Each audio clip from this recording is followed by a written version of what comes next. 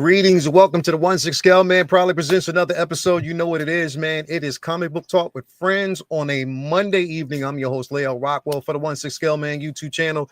Do me a favor, hit that like button, subscribe to the channel, hit that bell notification so you're always up to date as to what we got going on over here on the channel. Now, you know I'm not by myself. I got the brethren here with me, man, and we're going to have a great show. We got a lot to talk about. There's a lot basically on the schedule here tonight, man, so we're going to definitely get into it. What's going on with y'all, man? How y'all doing? Hey, what's going on? Happy Monday. Y'all good? Y'all good? Y'all good? So good to have y'all here, man. It definitely. Prop, what's going on with you, bro? Bro, I'm tell you, man. Comic book store. This is the first time I ever did it from a comic book store. What you get? Oh, wow. Yo, and only because Vinny, and I swear I told my wife this. I looked her right in the eyeball and I said this was Vinny's fault because he posted some dope photos. We doing that. Okay. Yes, we doing that. To have it, bro. This is one day, son. I don't have to tell you what kind of shit. It's my second figure. How you gonna peg me in the enabler? Hey, I even showed it a picture, bro. That's what's up, bro. Justify. That's what's up, man. Man. You're gonna enjoy that thing, man. Congrats. Oh, dude, I can't. It's phenomenal, man. It's incredible. I have one. These are two. Want to do different shit with it, so I get it.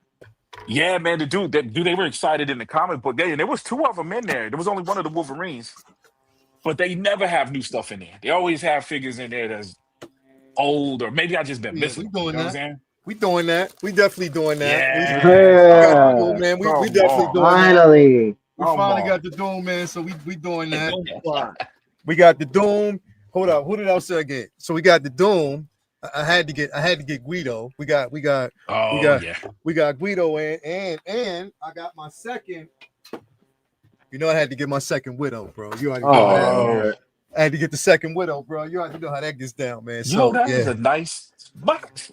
That's cool, bro. Oh yeah. Edition. Yeah, one of my favorite boxes this year, I would say. In terms of what they kicked out, it was just really cool. Yeah, that Widow, bro. Because you'll understand once you see what I'm doing, because I'm adding to already my Armor Wars section down here. Mm-hmm. So you'll once she's up, the finished pro. Oh, Vinny, your Christmas gift arrived. Your Christmas gift arrived. It arrived with your Christmas gift arrived. Better not be no skeleton key. Your Christmas gift has arrived. It is here. Ain't doing the villain rub, yo. Yeah. Oh, he's about to fuck you up. up. Words sound good.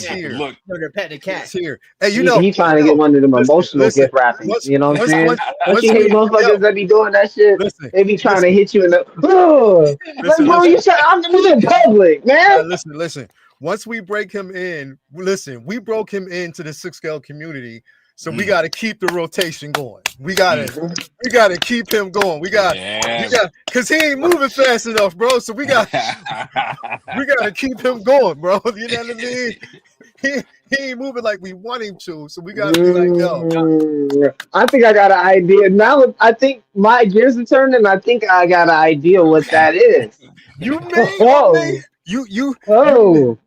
Because we know how he likes the classic shit. So oh yeah.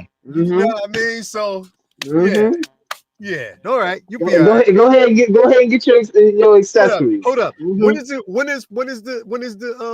Christmas? Yeah. Yeah. You got 6 days. Go ahead and start ordering. Just start ordering some random shit. It'll fit in. We got it'll fit. Shit. We gonna wrap. Hey, Toya. I'll tell him come down here to go get the gift and wrap it up for us. You gonna wrap it up real quick. See, Vinny, he wants you in public doing one of these, right? Oh, you did the you can't wait. He want one of those. That's the one give me the that's the one he wants. Can't wait. We gotta get, you know what I mean? We gotta break him in, bro. You know how that works, man. Yeah, I mean, so Christmas is around the corner, bro. We gotta do good to others as we would have them do unto us, brother. You know what I mean? So anyway, Vinny, what's going on with you, brother? Man, I just got back from Columbus, and that was a show for the ages, and not in a good way. I've been doing the con circuit thing for probably on and off for about like 5 or 6 years, if you take out the time of COVID, and probably the last, I'd say, like 3 years, been trying to get like more serious about it. And I've been very blessed to have only like maybe 1 or 2 shows. Otherwise, I've at least done decent to good, and a couple greats. Yeah. This show in Columbus was just not for me. I had a so-so con there last year, and I'm always like, all right, let me get them 2, because any million number of things could happen that could give you a bad show at any given time. It was snowing last year. There's a whole bunch of factors. I was like, we'll come back this year, see how it goes.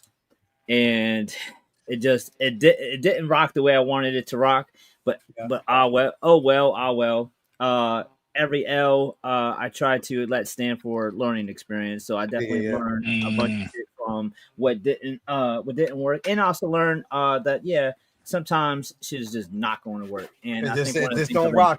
It just don't rock. It's just like just keep rocking, just keep learning. I talked to a lot of good people there. I've been blessed to make a lot of cool vendor connection friends, people who do this for a living, day in, day out, and make a good living off what I've been doing. And I had one of them next to me this past weekend. And this is a cat who pulls, like, he doesn't do a show that makes less than 5 figures. Like, he's pro. He's pro. And he like critiqued my booth, and I'm like, he's like, can I give you some tough love? Because we were talking about it Sunday morning, and I was telling him the weekend wasn't going great for me. And he was like, can I give you some tough love? And I was like, I was waiting for him to like say, you got to get your pencil game up, your paint game up, or he didn't like the way it was situated, the display. And I was like, yeah, I need all kinds of feedback. I'm not, I'm open. What do you got for me? It was like, you got to raise prices. What did he say? You got to what? Raise prices. Raise the prices. He was like, yeah, you got to raise your prices. He was like, I think you're still in a local small town mindset. And I hate to see people with big show talent still thinking like a little guy. And he was like, that. And then he basically explained to me like the psychology that we've seen. Like, you ever seen that episode where like they take a Payless and they put like high dollar value? Yeah. They buy more. It was like, oh, $600 pair of loafers. Like, I need them. And it's just because to them, if it costs a lot, it must be worth a lot. And he's like, hey, Vinny, I had to turn up my photography business, bro. I used to do $50 photo shoots. Yeah. And I was based off of, because I was going to JCPenney's and stuff at the time. You know what I mean? But all my stuff was beach photography. Bro, I was competing with people. And this has got to be like 16 years ago. Competing with people that was charging $300-$400 for what I was charging $50 for. And when my son was born, I upped the price not to compete. I upped it because I didn't have time. So I was like, if I charge $300, nobody's going to pay. Yeah. It never slowed down. And it was different people. The people that hired me don't complain. They want you, right? So because right now, you can draw something, which is part of the game. You can draw a Spider-Man. They like Spider-Man. They might buy Spider-Man. You start upping that price, it puts value on you, as well as not just Spider-Man. It's like the one that Vinny drew. You know what I'm saying? Yeah. It just adds. It's that skit you said. It's that. But dude, I saw it and it worked. He was like, basically, it's like when people go to these things, if they're willing to buy like a canvas piece, and he's like, I get my canvases from the same place as you. You're charging $60. I'm charging $350, and we're paying the same to get our shit. And he was like, but when people come to these things, they're thinking, oh, I got this budget. I want this thing to say, oh, I got a such and such piece. Man, look at it. And it's like, are they going to be more excited about it? Oh, I went and I bought this big purchase. Like, look at this thing versus, oh, I went and I bought this art, and it's, to me, it's hard to kind of like wrap my head around because I don't necessarily think like that. Like if I'm at Artist Alley and I see a dope Wonder Woman, I'm gonna buy that Wonder Woman. Yeah. And then other people might be like, yeah, but I don't even know this guy. And they might not buy that Wonder Woman. Or this is just a $10 vendor. Like I might not buy that Wonder Woman because it ain't gonna be worth nothing. But I don't think like that. I just think art is art. Some people think like, oh, that's a $300 like thing. Like, oh, this guy must be Basquiat, like whatever. Like now I'm not going to the extreme he's going to, but it helped me reflect a little bit on just the logistical side of it from the business side, because with my regular business and landscape and shit like that, I'm much better at all that shit. But when art, I'm sometimes I'm maybe like so far you lowball your talent, right? Well, that's the reason why artists have agents, because he's like, you got these low value items like on the table, and I do it because if somebody don't got a lot of money and they want something, I don't want them to feel like they can't get nothing. And he's like, but let's say you just like you got a stickers here, you got this here. It's like somebody feels like, man, Vinny art is dope. I need to leave here with something, and they're gonna buy like a $5 sticker, and you got to sell nonstop, boom, boom, boom, boom, boom, the whole day. Like you need to have like 1,000 transactions in order to like really have a good weekend, as opposed to I can have a lot of people who just come in bullshit, not buy nothing, and then have like 5 or 10 people who did make a purchase and that purchase, and then I'm good. Yeah, and he's like, so it's a whole different mindset, and I want to be somewhere between where I am and where he's at, because I don't necessarily But it opened my eyes up a little bit that I gotta stop like worrying about everybody else instead of worrying about my business, which is hard for me because that's not how I really move. I really try I really try to like be more man to people. Everybody gouges and does as much as they can in this day and age, man. And it's I hate it because it's almost like everybody is like, nah, everybody, if we all raise our prices to astronomical levels, nobody choice. They'll pay it. It feels like that's what happens with everything else, right? Like gas stations, like not one of y'all be like, nah, we just gonna charge $2 a gallon. We all getting that shit for 50 cents a gallon. Like I'm gonna be the one guy get it. Nope, they all said, nah, if we stick together and all raise that shit to $5 a gallon, what are they gonna do? Not drive? Fuck it. Dude, you know what? You know what? The other way to do it though, Vinny, is too, because you can see someone he's charging 300. You just got to figure out your value. How much time did I sit down? You got to put a price point, because that's how I kind of had to reconcile. Like once I saw it, how it worked, it still didn't sit right with me when I got back right. But every time I hit that shutter button, my camera dies. Get closer to that. That's a fact. Every time you charge the battery, one day it's not going to charge. That's one less time it's going to charge. I'm sitting down spending how many hours? What is this? What is 30-minute block worth if I'm sitting down for 5 hours to edit 10 photos? You know what I'm saying? No doubt. So that's the other way to do it too, is just putting the value to each thing where it's worth that. You're not doing it just because they're doing it. You know what I'm saying? Exactly. Or just doing it even because of at value. Yeah, that's because I've always moved to the beat of my own drum, man. Like I want to take these advice, these things, and then I tweak it to what works for me. Yeah. I love that. Like, all right, I think what I basically mean to say is, all right, so this is somebody who's at high level stopping to tell me like how you can be better. And I truly felt like it was because he respected my shit and didn't want to see respected your work. Yeah. He respected the work. He didn't want to see me not being like in at the lunch table. You know what I mean? Mm-hmm. So I took that to heart, and I still have, fun. It was still like a weekend out of town, still had cool. But the other reason I won't be turning to that show anytime soon is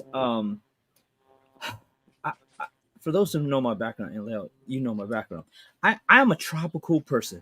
These motherfuckers had that shit on Caucasian like a motherfucker. Yo, they didn't on the heat.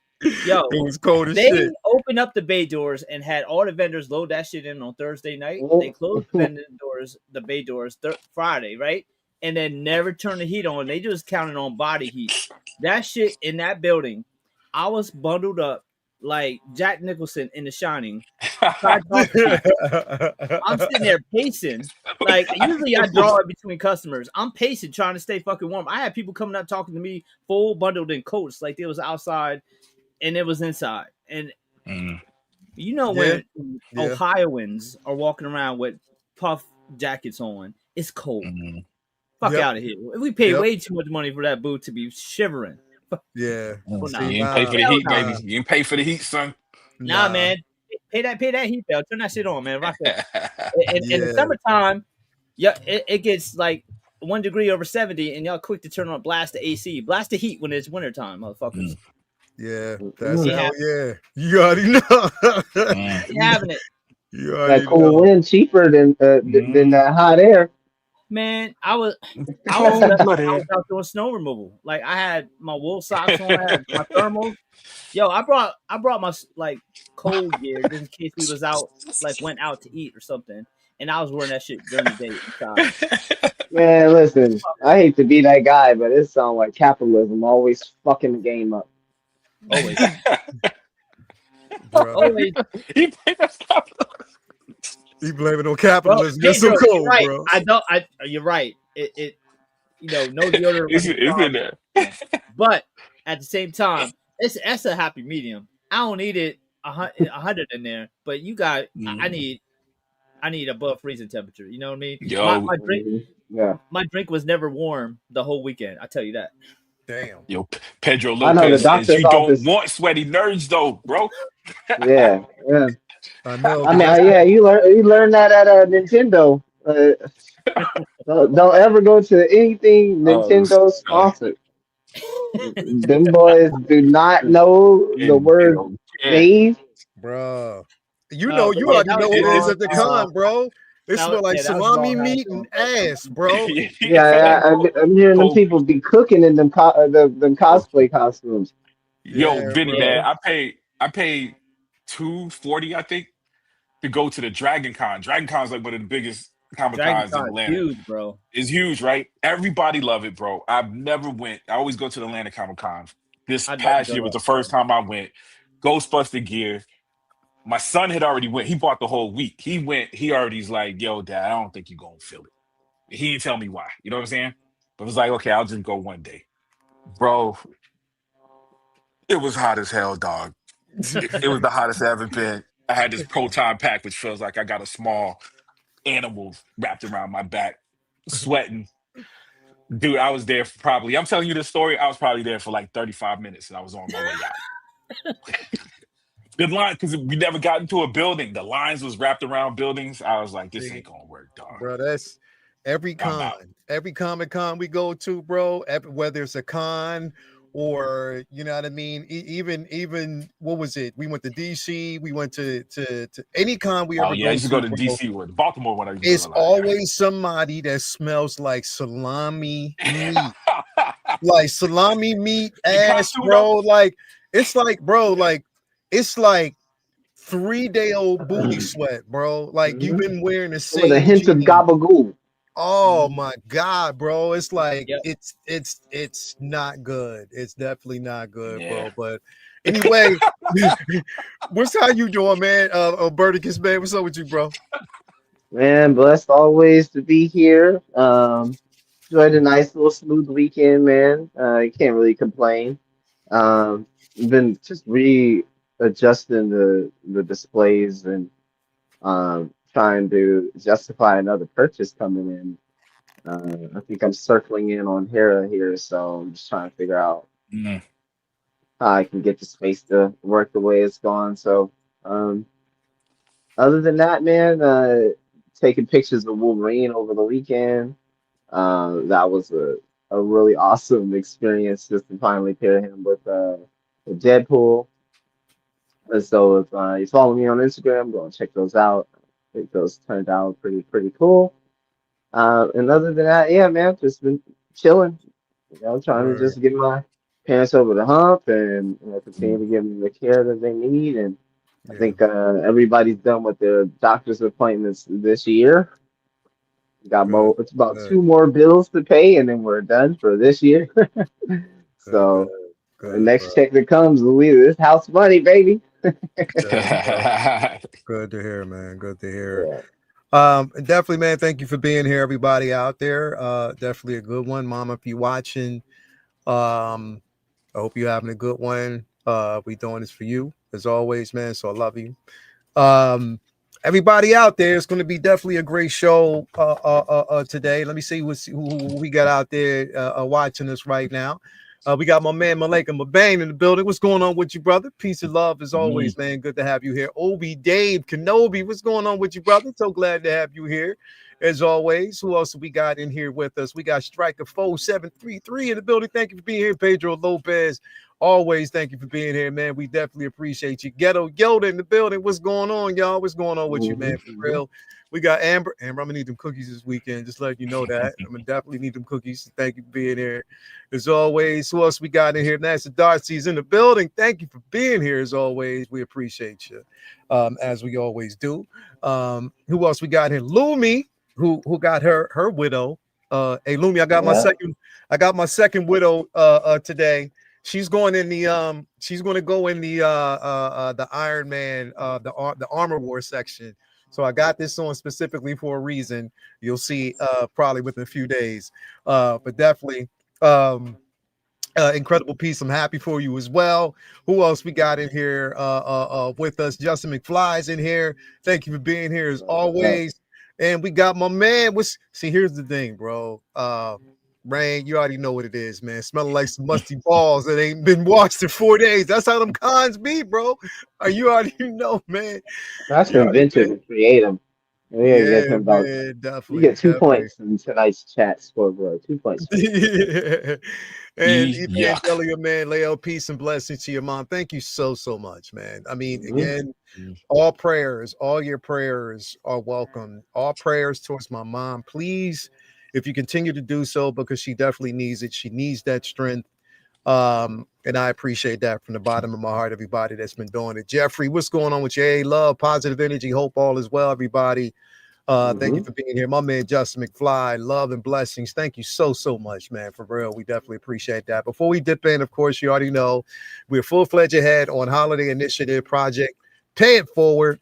Again, this is for families out there, those who are looking for gifts for the holiday season. We want to make sure that we are doing our due diligence and paying it forward to those who are definitely in need. Again, if you aren't donating here, any super chat that we actually get, make sure that it goes towards families and those who are definitely in need. On top of that, if you aren't doing it here, then get out there to your local neighborhoods. Make sure that you are basically paying it forward in such a great way.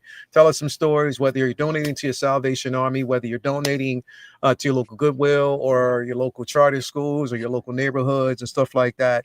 Make sure that you're doing so. So again, we want to basically pay it forward and make sure that people have a great holiday season. Oh, there we go. That dryer is about to go out in just a second. Before we actually go forward or moving forward, I'm about to turn that motherfucker off, as a matter of fact. Before we actually move forward, I got to pay it forward to the places where we get our collectibles from. Starting since we got it here, I'm going to let him take it away while I actually go over here and turn off this dryer. Benny, let them know what's going on at the shop, brother. Yeah, man. Vincent Dunn Art. The link is in my IG, so head over to @Vincent Dunn Art, and at the bio you'll see a link to the store. At all times, 11x14 prints are buy two get one free. And Christmas is coming up. Art makes great gifts. Get some shit for yourself while you're at it. Got all kinds of genres covered, geek friendly. Star Wars, Marvel, DC, Lord of the Rings, Harry Potter, lots of original stuff and fun ideas. And there's outside the box stuff, like there's glass pieces and mini canvases and canvas prints. And there's something that you see that you don't want, feel free to hit me up. And I do commissions. So, even fine art too. So if you want some portraits for your family, all that good stuff for Christmas, hit me up. And yeah, man, there's lots to see on there. So go give it a look. See if there's something that you need. And let them know though too. Basically, for every print that you actually get, every print that you purchase, he would not only basically send you that print, but it'd be a bag of cookies and remains cookies. Now I'm just letting y'all know that there is some special spice in that cookie. Here's the thing, and the reason why I know it happens every time I go. We get cookies. When you eat them, I don't know what it is, and maybe there's an inside conversation that they both have. They look at each other like, "Yeah, we got them." So I don't know what that means. I know sometimes when I had that cookie, if it's on a Saturday, I don't wake up until Tuesday. So I'm just letting y'all know. You missed the whole show. I Yeah. hosted it on Monday. Exactly. So just make sure that you eat them cookies at your own risk. Some restrictions may apply. Some restrictions may apply. Definitely, bro. Make sure that y'all do again. I had one. I wasn't chasing the FedEx truck. I was inside the bitch. You woke up like Smokey. What the fuck is this? Smokey singing straight Or up. tossing up boxes on my sideshow. Also, we got to give a shout out to my man Ray over there at Underground Figures. It's Underground Ray all day, every day, coming through with what you need to proceed. No NRD, shipping and handling is definitely reasonable. Sign up for that newsletter so you are always up to date as to when your figure is going to arrive or new figure is being introduced. On top of that, create yourself an account because you never know when it might be free shipping or discount code on the figure choice. It's my man Ray over there at Underground Figures. Also, got to give a shout out to my man Ray over there at Hawk Wars Toys. It's Hawk Wars Ray. Again, you get that figure comic book stickers. On top of that, proud sponsor of everything that we got going on over at the Figure Flex Friday Facebook group. So make sure that you head on over there as well. And also your one-stop shop for all in-art collectible figures. That's my man Ray over there at Hawk Wars Toys. So definitely take care of you. Also, got to give a shout out to our guy Jacob over there at Comic Relief Comic Collectibles. Again, if you are looking for an incredible array of not just 1/6 scale collectible figures, but also source material. It's all about the source material that you basically collect. Hit him up. He'll definitely take care of you as always. He has a new location, so hit him up. He'll fill you in the details as well. Also, we want to give a shout out to my man Brian Wong over there at Moducase Moduspace. Now, I have that mono option, but you can get a display option of your choice. Again, you just go through, you hit under collection, and they'll show you everything that you need there, and everything that you would actually want to have yourself an immaculate collection, especially for the holiday season. Hit him up. They'll definitely take care of you. And last but definitely not least, got to give a shout out to my sister, Tina Cruz, El Deluvio, over there on Instagram and Facebook. Again, if you're looking to take your figure collection from here to here, and on top of that, I'm telling you, it is an incredible experience, nice packaging and everything. Hit her up, and she'll definitely take care of you as always. So yeah, man, going to be a great show. Got some things that we gonna be talking about here. Now let's start off with this. We'll get this as an easy one because I already know that Vinny ain't, he ain't that dude. Yeah, if y'all don't know already, Vinny is just not that dude. He's not the dude that will participate in stuff like this. So you ain't got to worry about it. We haven't seen it yet. There was a nice little teaser that came out, but yes, there is supposed to be the Supergirl trailer that is supposed to be hitting this week. I think it's going to be Wednesday or Thursday. It hasn't hit yet, but that trailer is supposed to be dropping. They had a little teaser on that. Be tomorrow, right? They usually do it the day before the teaser. Yeah, it might be. When let me see. When does Avatar Fire and Ice come out? What is it? What is it called? Avatar? The 18th. Avatar Yeah, season Yeah. season 3 Fire Nation Attacked. I think it's Avatar When the Fire Nation Attacked coming soon. When it The No 18th, the 19th relation officially. to the Last Airbender. Season 4. I didn't pick that. Fire and Ash, that's what it is. Fire and Season- Ass. Yuck. Season 5, Bloodbenders, coming soon. so that exactly. So that's definitely coming soon. Dude, I didn't even make the element connection until you just brought it. Right, put that Right, in my that he just brought, right? Bro, it's gonna fuck with you now because it's that first movie was water. Hey, Water. Earth, water, yeah. Earth, yeah, sorry. Listen. Earth was first movie, then water. Now it's fire. Look, then it's gonna be windy as fuck in Avatar 4. You already know. Listen, I'm You I'm silly I'm as gonna go hell. see it because I'm already stuck in the lore. I've seen the first one, I've seen the second one. I gotta definitely see the third one where that goes. And to be honest, like this one looks definitely interesting. It looks incredible. I love the spectacle and everything. Well, It, that's what it is. It's a it's a spectacle. spectacle. That's Yeah, yeah, basically yeah. it's visually stunning. The story is definitely great. I mean, it's a good story. I just want to see where they're going to actually take it, and I just hope it doesn't become a tropey type of thing. Hey, James Cameron tell the same story every movie, dog. Every I bet movie, you get a Terminator can be there's elements. Corporation is bad. yeah, yeah, yeah, pretty much. That's where you are, He's right? saying the same message I'm because trying to say, motherfuckers is not listening. yeah, yeah, yeah. He wrote Right. First Blood. Was it First Blood 1 or 2? First Blood 1 he wrote, right? I think Motherfuckers is not listening, bro. Got AI Yeah, centers popping up and they ain't shit. listening. They ain't listening. They definitely ain't listening. I can't Well, even get a PC because you motherfuckers want to want to buy up all the chips and shit.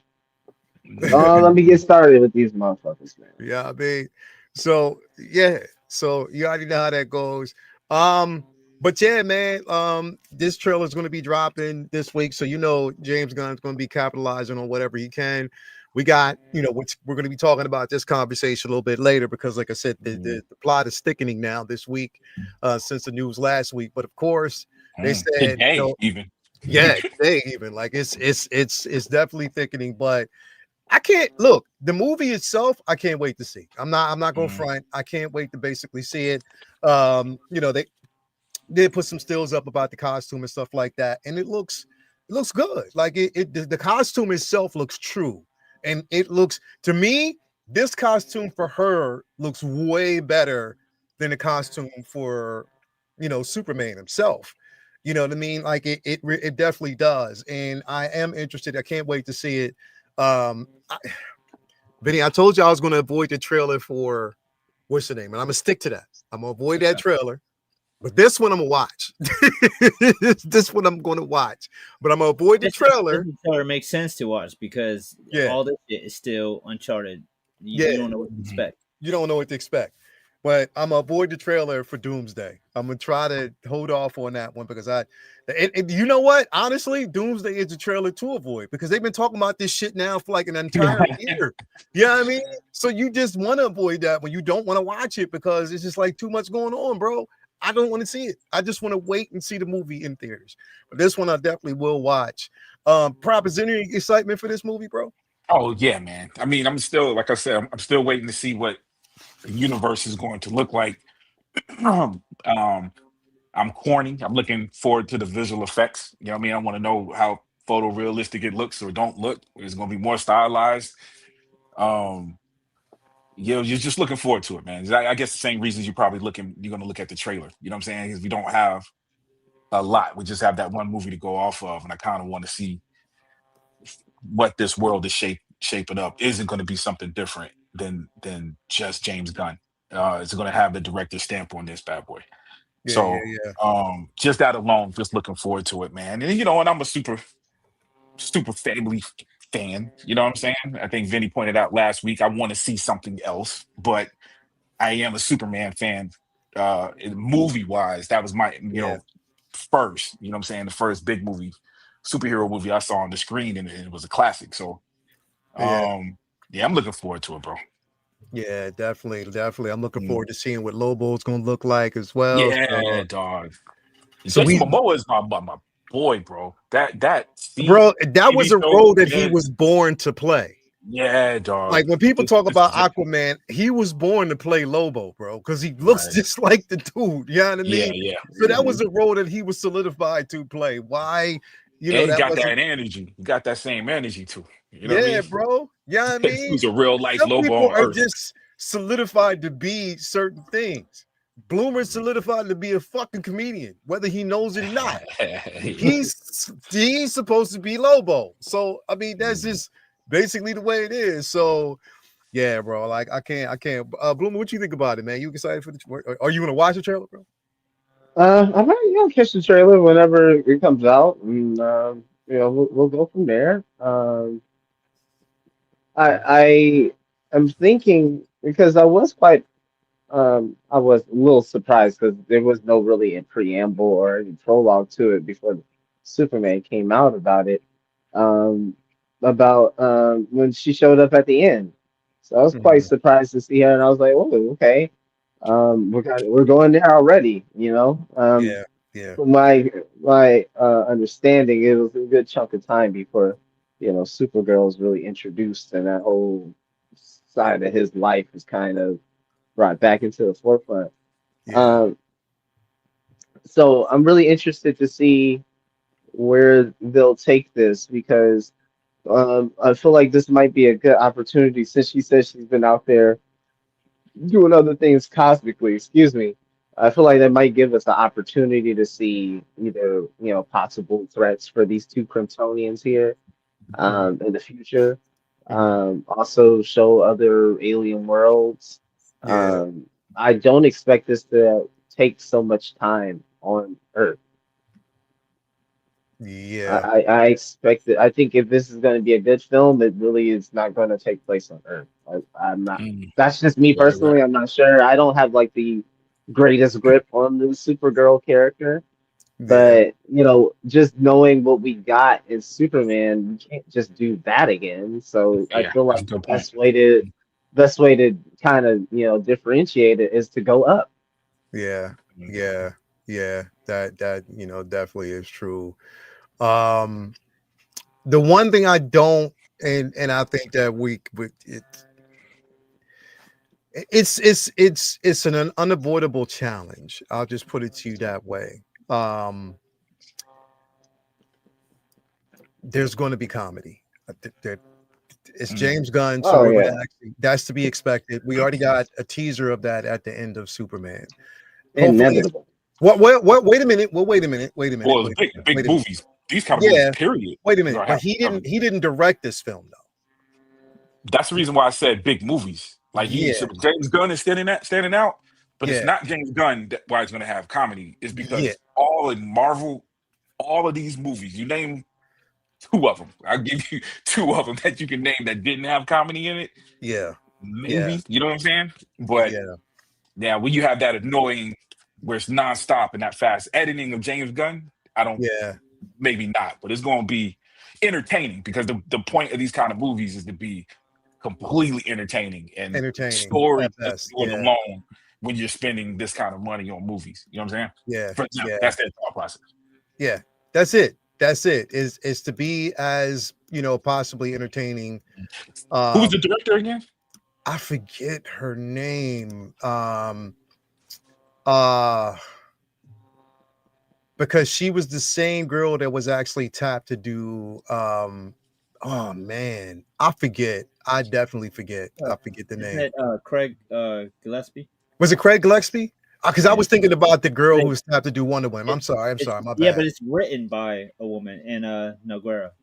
Okay. Okay. I think it Okay. has the same female writer as um what was the Right. I other thought it was Venator Dunnington the third.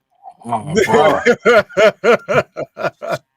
Yo, this He dude he did been hot. so He been hot so lately. You know what I'm saying? He been doing some good films. I'm like, so man, look get that motherfucker a chance. so look at this. Except for Finest Hours, you got Mr. Woodcock, you got the Fright Night remake, you got Cruella. Mm. He's got some other serious joints on there, but that's three movies. Like even Fright Night was comedy. You know what I'm saying? Yeah, yeah, yeah, yeah, yeah, yeah, Um, yeah, yeah, dude. So his strong points, Cruella. I like Cruella. I actually like that movie, even though Disney said no to a sample that I used off of that movie. But yeah. yeah, man. So, but they're all entertaining. They weren't pure comedies, right?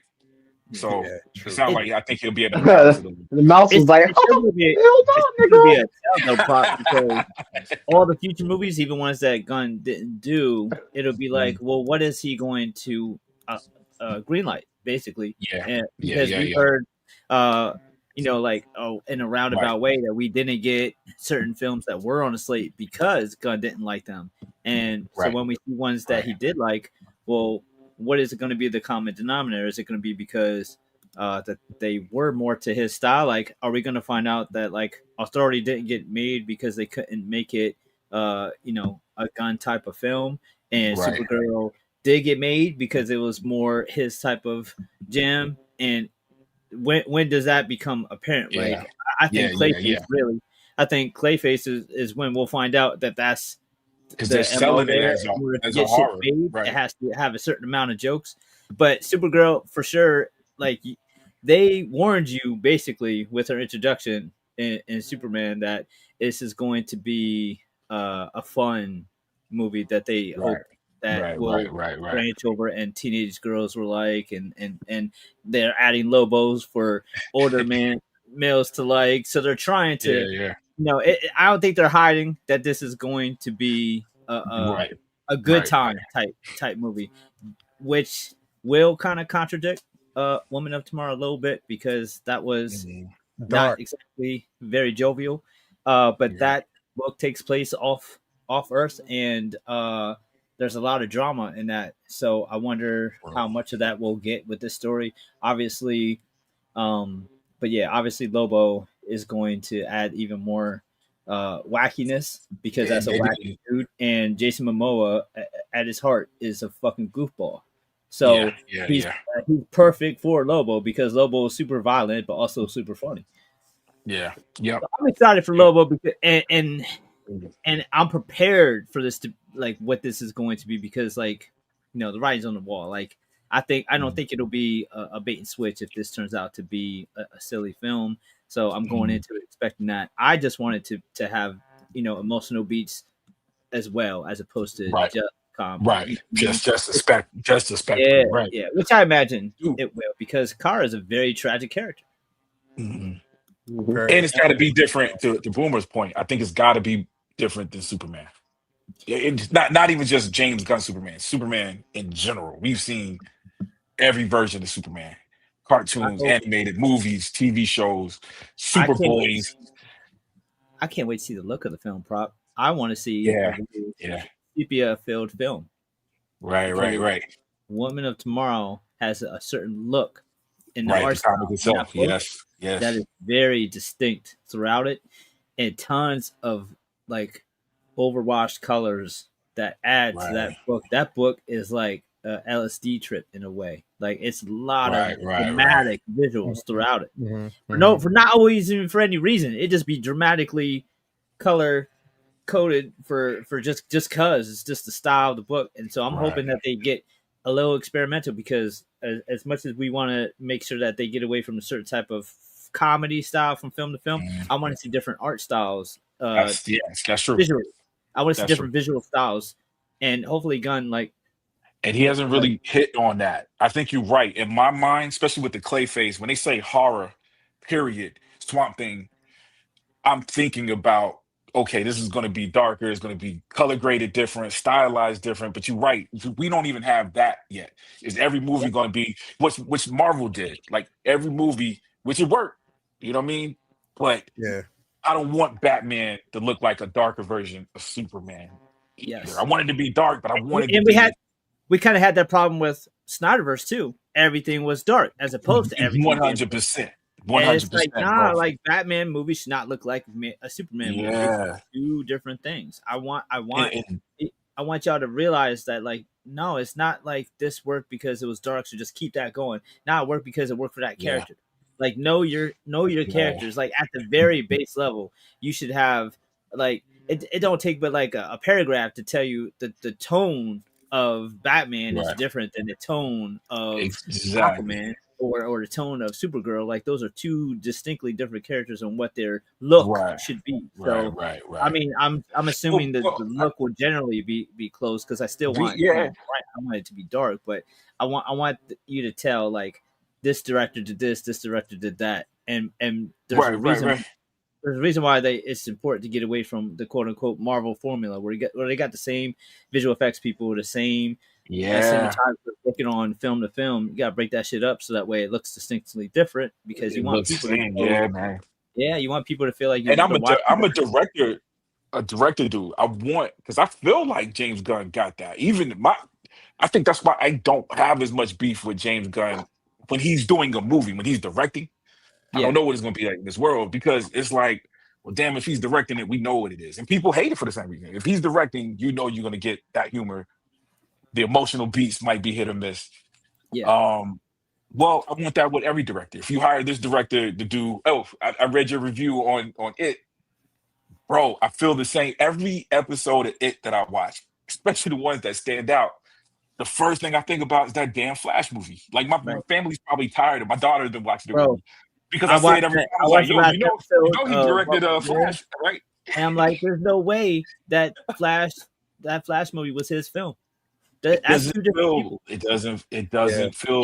That don't make, like he must have walked into his office with a pile of notes this big every day of shit he had to Yeah, do for it to be the same dude to have made those two films. Even the It Yeah. films yeah. is so drastically better than what we got It's with Flash. And I way like parts right, of Flash, but I feel like those maybe are the parts that right.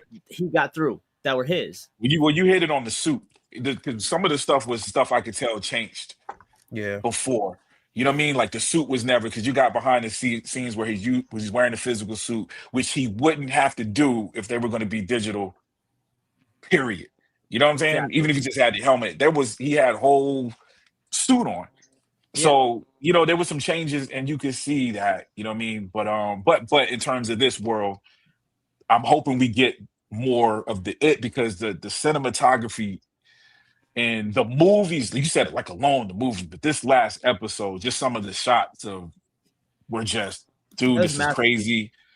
And watching it behind, I don't know if you've been watching the behind the scenes, a little behind the scenes thing. It's very, very purposeful when they use handheld, when it's one shot, like Yeah.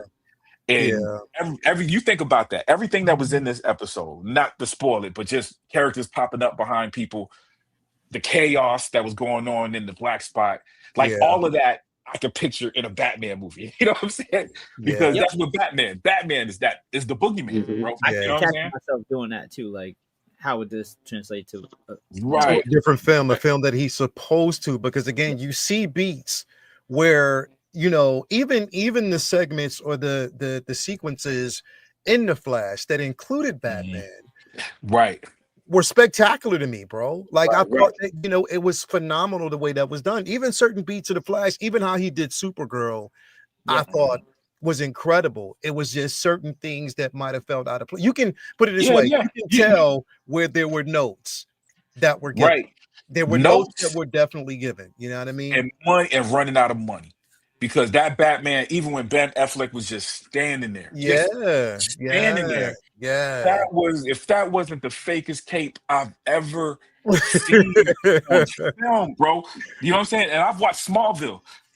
It was not. It was like Yeah. it could have only been money because Yeah, 30 seconds earlier in the movie he Yeah. was flipping through the air and doing crazy stuff. yeah, Batfleck yeah, was And so I terrible. think money played a part. Yeah, Yeah. yeah, Right. yeah.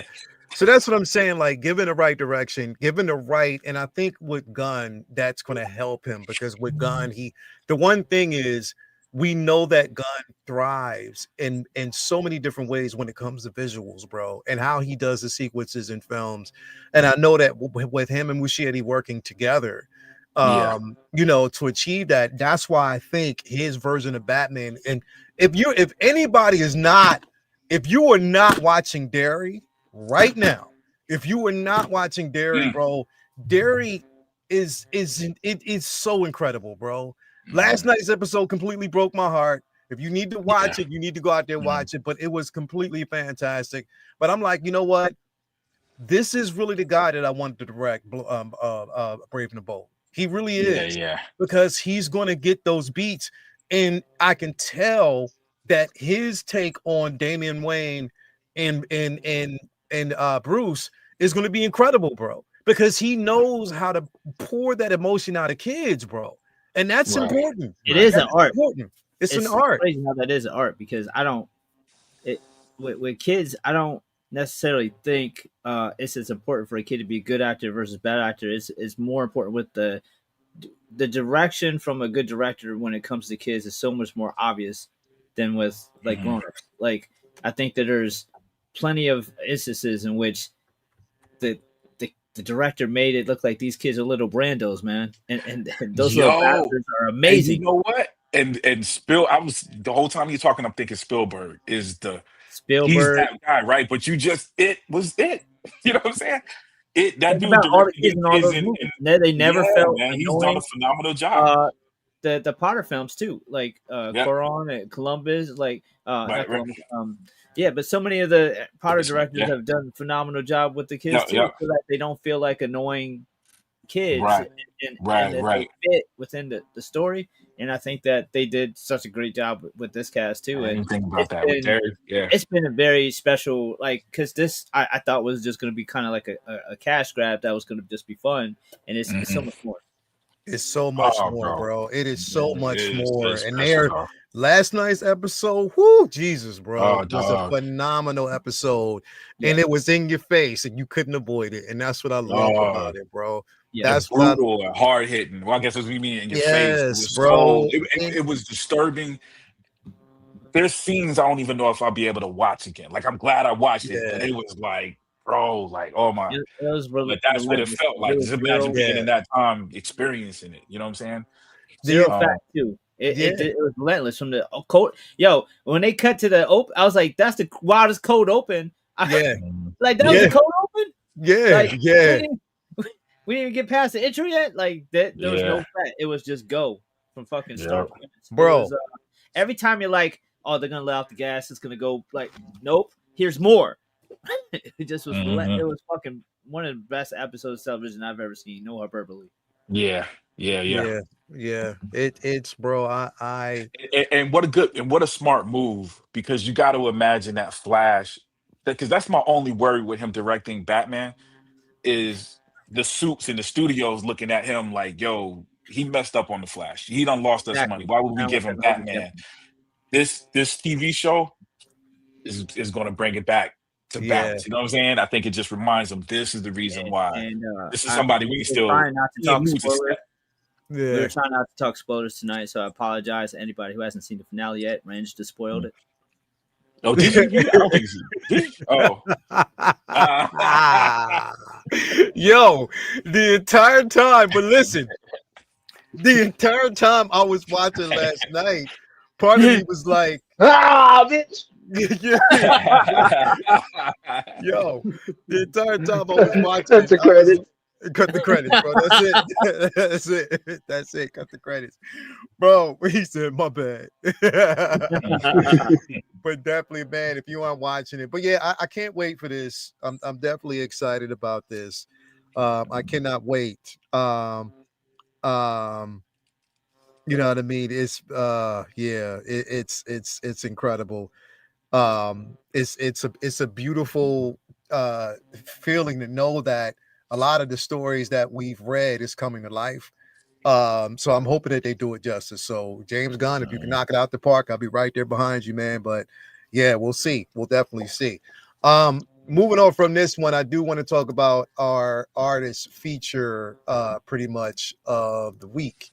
And that is none other than our, well, again, I wanted to kind of pick because again, I mean, it's just kind of picking people out that, pretty much deserve to have a moment, I mean, a moment in the sun to really, really talk about. And that's why I wanted to talk about Khari Randolph. Familiar with a lot of his work. I mean, if you've, collected a lot of Nubia, if you've collected even if he's really, really good in the circle of like Ninja Turtles as well. Like I know a lot of people who've actually read that. He even actually had a recent spin in Amazing Spider-Man as well. So he's been out there. He's been definitely a sequence and artist that's actually out there. What I love about his, bro, and Vinny, you said this, like I remember you saying this about a couple artists. There are subtle differences when it comes to artists and their work.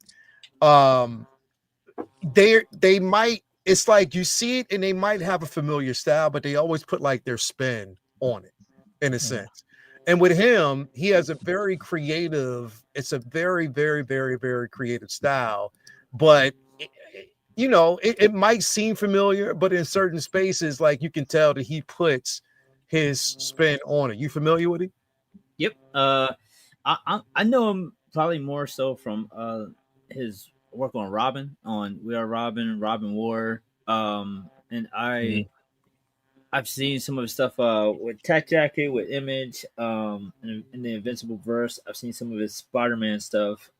There's some of his what was it, the some of the DC stuff that I haven't got to yet, like some of the Teen Titans stuff and Starborn that I still mean to get to because I like Scalera too.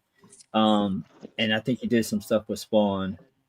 He's kind of like a journeyman. He bounces around a lot of titles. I haven't seen him on any one specific project for a very long time, but I definitely like his style. It's very, very manga influenced, very stylized the way manga is. Like you mentioned before, there's some instances in which like he gets away from it and does like a little bit more fundamental, and it's a little bit of a kind of a different grading scale that he uses depending on what he's working on. It might just be like a time management thing where certain projects he doesn't have the luxury of being as stylized as they want to. It could be that, who knows.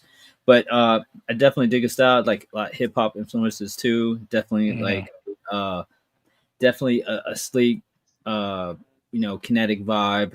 And I like the projects. He like picks a lot of projects that like fit to his style with a lot of like younger influenced books like Turtles and Robin, like books where it's a lot of fun and excitement going on, and that just always fits that manga mold that he has.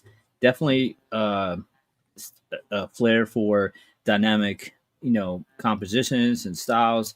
So I dig his work. I think that I'd like to see more of it, or more like long-term stuff on singular projects where he could kind of really like sink his teeth into making a name with a particular character as opposed to bouncing around kind of so much, where he can kind of, I think that sometimes helps creators get a bigger following, because it's kind of hard to like remember artists for just short stints as opposed to, if you're like a Nightwing fan and somebody has been on Nightwing for like a really long period of time, that person really helps them. Like Scott McDaniel, like everybody knows him because of like his Nightwing run, but if he had just bounced around, it might be like a character actor where like him on all these movies, but like you can't place his name because he's never like on he's not a lead actor, so he's not on something where you just seen him in the marquee. But like, oh yeah, I seen him in this, like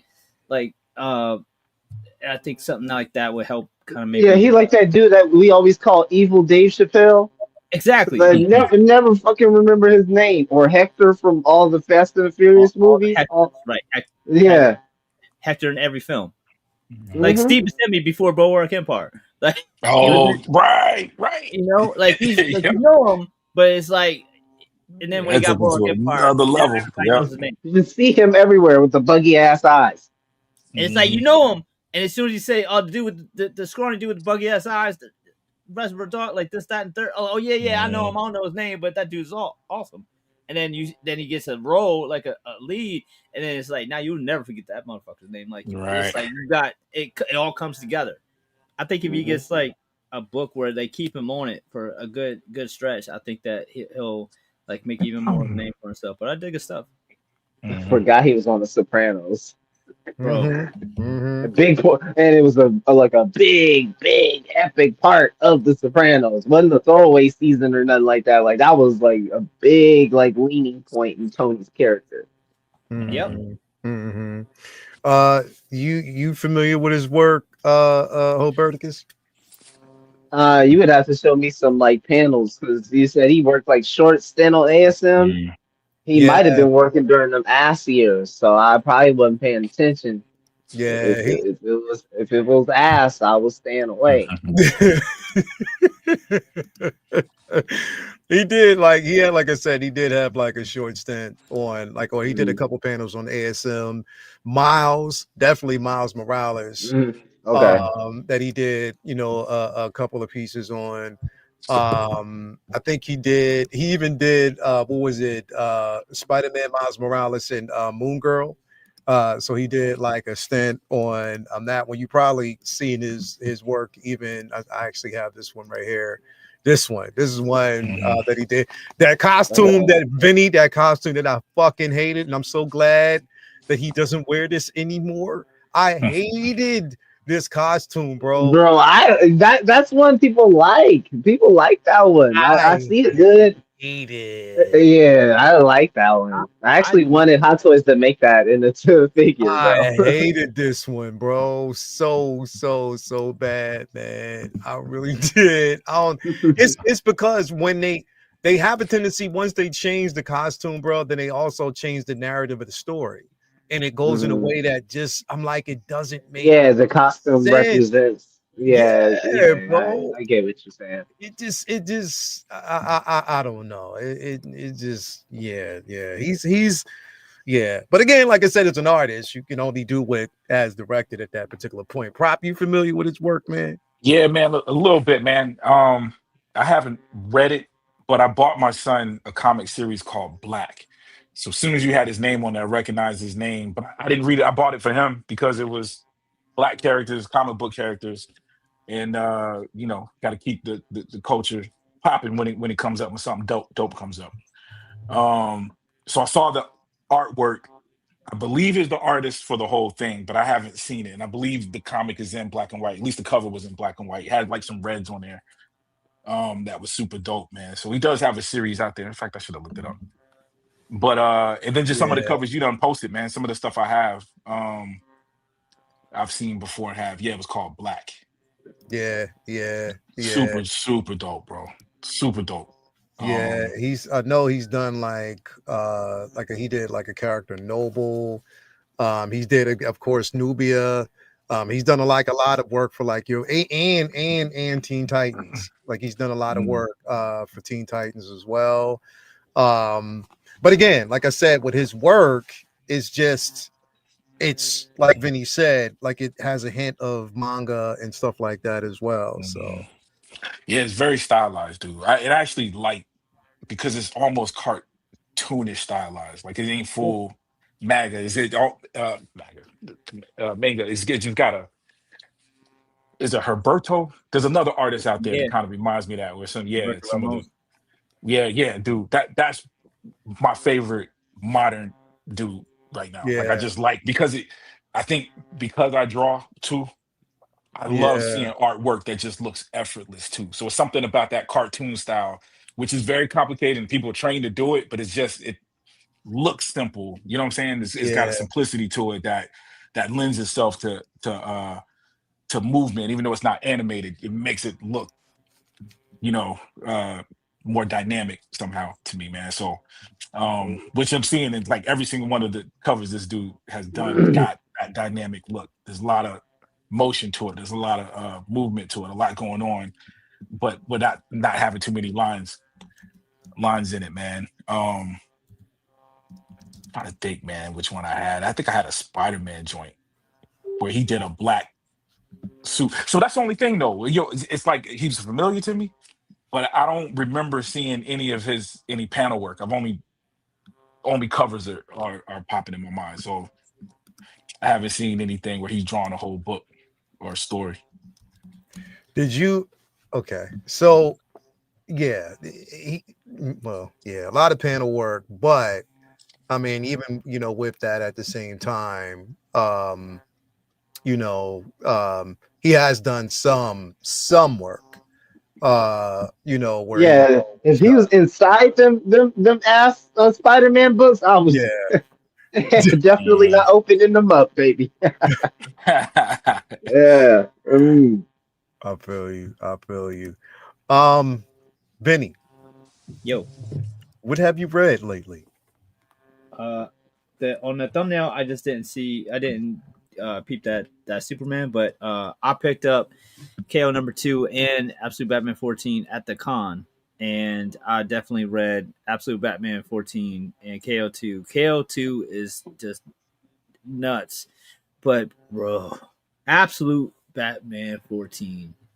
The entire industry right now has been kind of revitalized by Absolute Batman's like trending, buzzing, whatever you want to call it. The people were just eating it up. Everybody's talking about it. Everybody seems to be just trying the hardest to get their hands on as many issues as possible.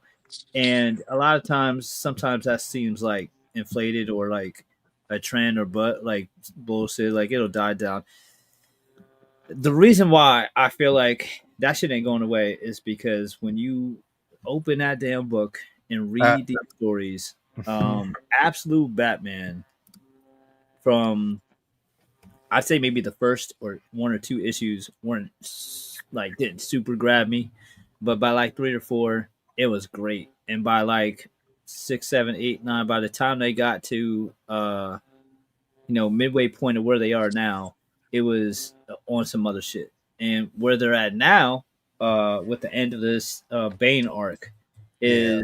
is they're now in the realm that I feel like the Ultimate Universe was in say 2003 or 4, where you couldn't imagine them not having the Ultimate Universe. Yeah. Like it's Yeah. not just the fun Elseworlds type shit anymore. This shit is phenomenal. That fight Yeah. was crazy. The Mhm. setup was crazy. Yep. The execution, the payoff, and I've been very impressed by the job that Snyder and Dragato have what they've done with this book. Bro, Because Snyder they have been cooking with this book, bro. And I didn't see the end coming. I didn't, because I'm like, yo, you like as you're reading the pages, you're like, yo, you got that shit. Use it, bro. You use it, bro. Because you about to get your ass whoops. Use it, bro. Like use it. And you see, and here's what they tap into with this book is even though we're getting a completely alternate version of Bruce Wayne of the Batman, it still taps into a level of intelligence the where strategy is still the he's strategy, yeah, he may not be the same character, but the strategic the mind is still there. strategic Because mind is still there, yeah, this fight was the modern day Superman Batman fight from Dark Knight Returns. yeah, yeah, There was yeah, it was. so many like tongue in cheek I, homages and I nods forget to what month it was, y'all, but this shit had hit fucking New York bestsellers list. I yeah. forget which month. I'm looking right now. But it seems like fucking the dude who made Captain Underpants just dropped like 5 fucking books again, and he's just racking up on the graphic novel list right now. Like it's crazy. Um, like he's beating some of the manga out, bro. Like Yeah. it's crazy. Yeah, Dog Man, Super Diaper Baby, like they are smoking right now. yeah, yeah. This shit right now, bro. Like it's a shame that, put it this way, because I'm looking at like again, if you're reading Absolute Batman, if you're reading Absolute Superman, if you're reading Absolute, and we didn't even get to that one yet. I mean, the ending to that one, I can't wait. Absolute Wonder Woman as well. But that, and on top of that, we're going through DCKO. Like, bro, DC is cooking right now, bro. They are really cooking right now, and they're tie-in, and the way they're tying this in is absolutely fantastic. But this book right here, fuck, bro. Like, I didn't see it coming. Like, but it's like you should have saw it coming, but you didn't. You know what I mean? Yep. And it was like, all right, Alfred, the fear in Alfred, and him knowing that Alfred is fearing is also one of those things where he sort of felt like you would feel like, well, Alfred, that's your man, and you don't have that much confidence in him. But then you're also forgetting what version of Alfred you're getting. Totally different dude. Totally different dude. Not the same. Not the same. Not the same in his book. And that so I think the beauty of this fight was the formula switched up, because we usually get the trope, villain shows up, whoops the hero's ass, hero has a training arc and wins. The second round he got his ass whooped. Yeah. just as bad. Like it didn't matter. Yeah. It wasn't shit he could do, and they played it up like when he was, and this isn't this issue. Some it's not spoiling something that just happened, but when he was in prison, that motherfucker did every genius shit he could think of to get out and get his lick back, and it did not matter. Did not matter. So when it came to this fight, it was just like you really believed that the hero might lose because of the way they set that shit up. Yeah. This is a rare thing in comics where they really put over just how dangerous this villain is, and this is just fucking Bane. And I love Bane, and Bane is to me one of the greatest and most underrated Batman villains of all time. Now he has to go fight Joker. Like Bruce, you can retire, man. Like it's okay. Yeah. It's Yeah. okay. He's about to Yeah. fight a demon fucking kaiju fucking Joker, and like maybe Bruh. maybe Metropolis ain't so bad this time of year. Like Bro, it's not. Bro, listen, both again, bro. If you're reading, and I want to stress this, if you are reading, if you haven't read DCKO, if you haven't read Absolute Batman, if you actually haven't read Absolute Wonder Woman, it's you and the tie-ins, the tie-in, the Superman tie-in to Absolute KO. I'm sorry, Absolute DCKO, bro. yeah, I'll have to catch up on those, but You KO gotta read 2 that up. But KO, bro, KO like, 2, yeah, it's funny because KO 2, like, it comes off as kind of like Bat in the Sun production type shit, like, oh, who would win in a fight between so and so, but like the underlying story behind it is so incredible, and then they Yeah. come up with it's almost like a video game come to life if someone said, all right, what if there was better writing in Yeah. this fanfic? Like, what if there was better ideas that actually had a formulaic like approach and had a story and it made sense more than just cool shit happening? But the strength is the cool shit that's happening nonetheless. Like Yeah. some of the Yeah. stuff that happens between the battles that you're seeing in this issue, it should maybe tell more of a story as it's happening, but it doesn't matter because there's so much like what the fuck moments every other page that it just it's incredible. They did such a great job following up KO1 with cool ass fights and insane like moments that I can't wait to see where it goes next. It's just a crazy concept that to do in mainline continuity. Yeah. So Yeah. I'm loving it. I'm really enjoying some of the matchups that they've had and Mhm. the applications of artifacts from in the DC universe. It's dope. Yeah. Yeah. If again, Absolute Batman, DCKO, the tie-ins, if you're not reading them, I mean, man, I don't. And here's the thing, bro. I was talking about this to like my my comic book plug, but bro, I love the way this Harley looks, bro. I don't know what it is, but I love the way this Harley looks. It's just, and she carries around nunchucks, bro. It's fucking Yeah. dope. Wow. She is wild in this book, bro. Like, definitely, man. Like I said, you want to pick these things up, read them if you haven't. And I guarantee you'll definitely be excited. Yeah,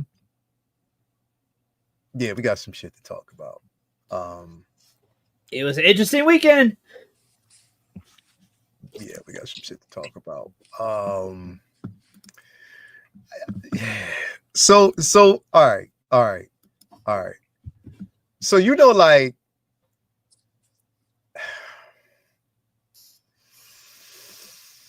let's just jump into this, man. Okay, so we got the whole Netflix Paramount fiasco right now with Warner Brothers.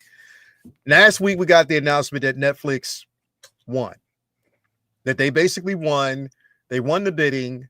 Now, of course, we know that there's a lot of red tape. We wouldn't see the outcome until like about a year and a half. Based on getting through, everything. But they won the bidding for Warner Brothers, which it only consists of, I think, was it it wasn't like the complete, it was just only a certain pocket or division of Warner Brothers that they got, through distribution and stuff like that, in which they stated that, things would still run the way HBO Max would still basically run as its own separate streaming property. We would also still get the theatrical release, but it's a theatrical release that would be on a shorter scale. So this is what they're saying. It'll be a theatrical release for films, but it'll be a shorter release date before it actually hits VOD or actually hits the streaming property itself. Now, with all of this basically that was happening, of course, again, shareholders have to basically agree based on the percentages and stuff like that. We get all that. I think it was like what, 30, was it like $30 per share or something like that? 28 to 30 after different numbers, but yeah, different numbers that they were basically throwing out there, whatever, which again is like one of the highest for what they basically paid. What was like around what was it, 70 something billion dollars or something like that? Was that $87 billion. $87 billion basically that they again won the bidding for Warner Brothers. And again, of course, there were conversations, pretty much a lot of people who are upset about the transition. A lot of people that are like, okay, whatever. Until today and last night, where we basically got this hostile takeover type of situation, whereas Paramount is trying to basically throw in more money. So which means that what happens is if they basically try to force, or put it this way, they put up a bid, if the money is accepted, then they have the right to go to the shareholders and say, listen, we're putting up this, or we want to, if they buy the majority of the actual shareholders, right? If they get that, then they have the right to basically go to like the board. They can change whoever's on the board and actually constitute their own board to say yes. That's what can happen. All right.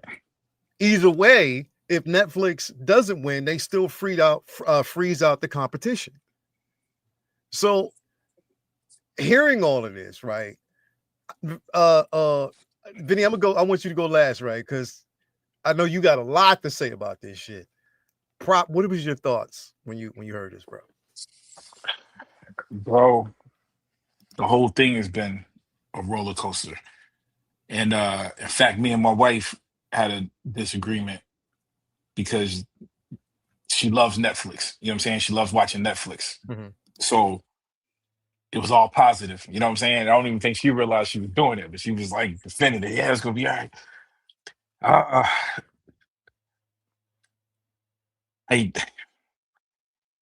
hate not having any choice. I feel like we ain't got no choice, yo. You know what I'm saying? Like I gotta hope for the best. I already knew it was political. It was weird that it wasn't brought up before because we got to remember 2017. What's his name's first administration? You know what I'm saying?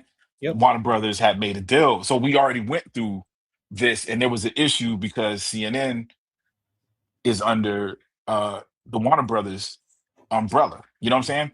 So there was issues and attempt at control then, but that guy wasn't exercising the power or overstepping his power that first go round. You know what I mean? So now it's like we already that is going to have a hand on all of this. You know what I'm saying? Anytime you hear deals, this is across the board. These suits just ain't. It's just money to them, dog. They don't care about political. They don't care about what's right. They don't care about making money. In fact, to give my disagreement on her and my wife's argument wasn't stupid at all. You know what I'm saying?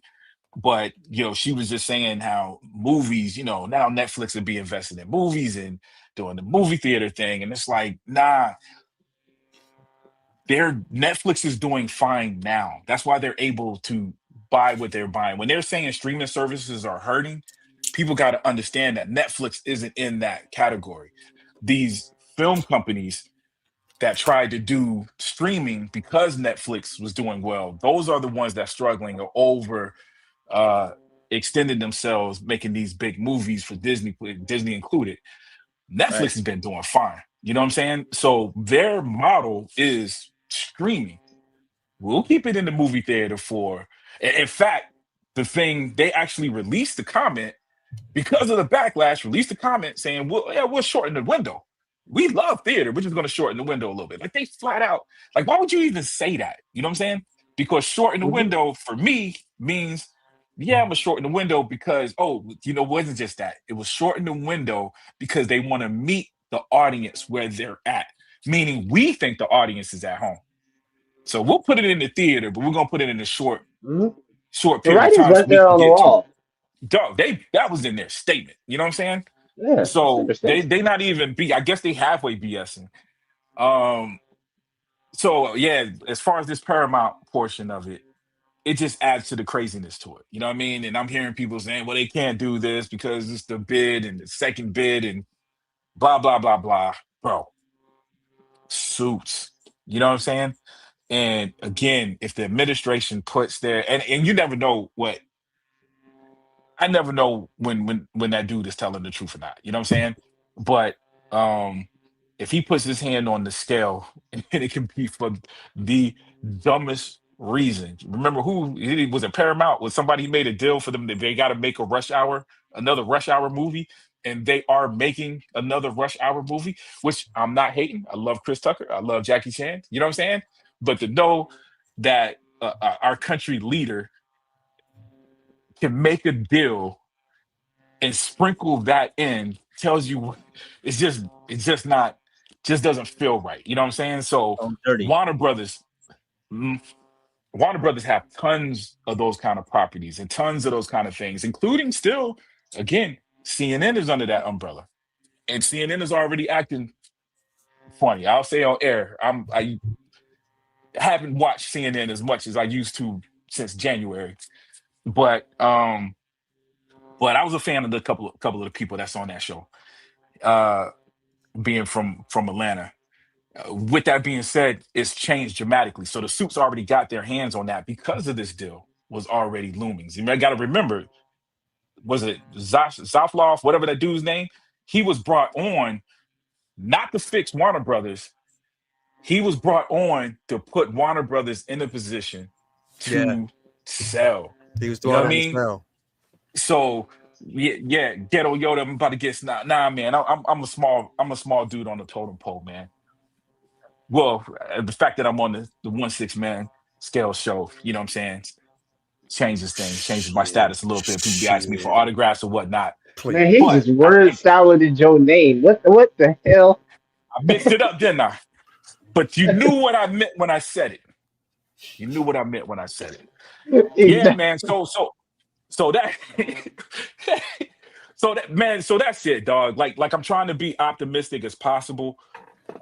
And again, I'm not a hater of Netflix. I love Netflix for what it does, but I think I'm a little bit biased. And I brought up my personal discussion with my wife because she watches Netflix all the time. Dude, I can't stay. I'm on HBO. In fact, I watch The Batman. I kid you not. I watch The Batman twice a day. And Twice I went to today. work. And I went to work. I watched The Batman back to back, yo. I let it play, editing, it finished. I replayed The Batman.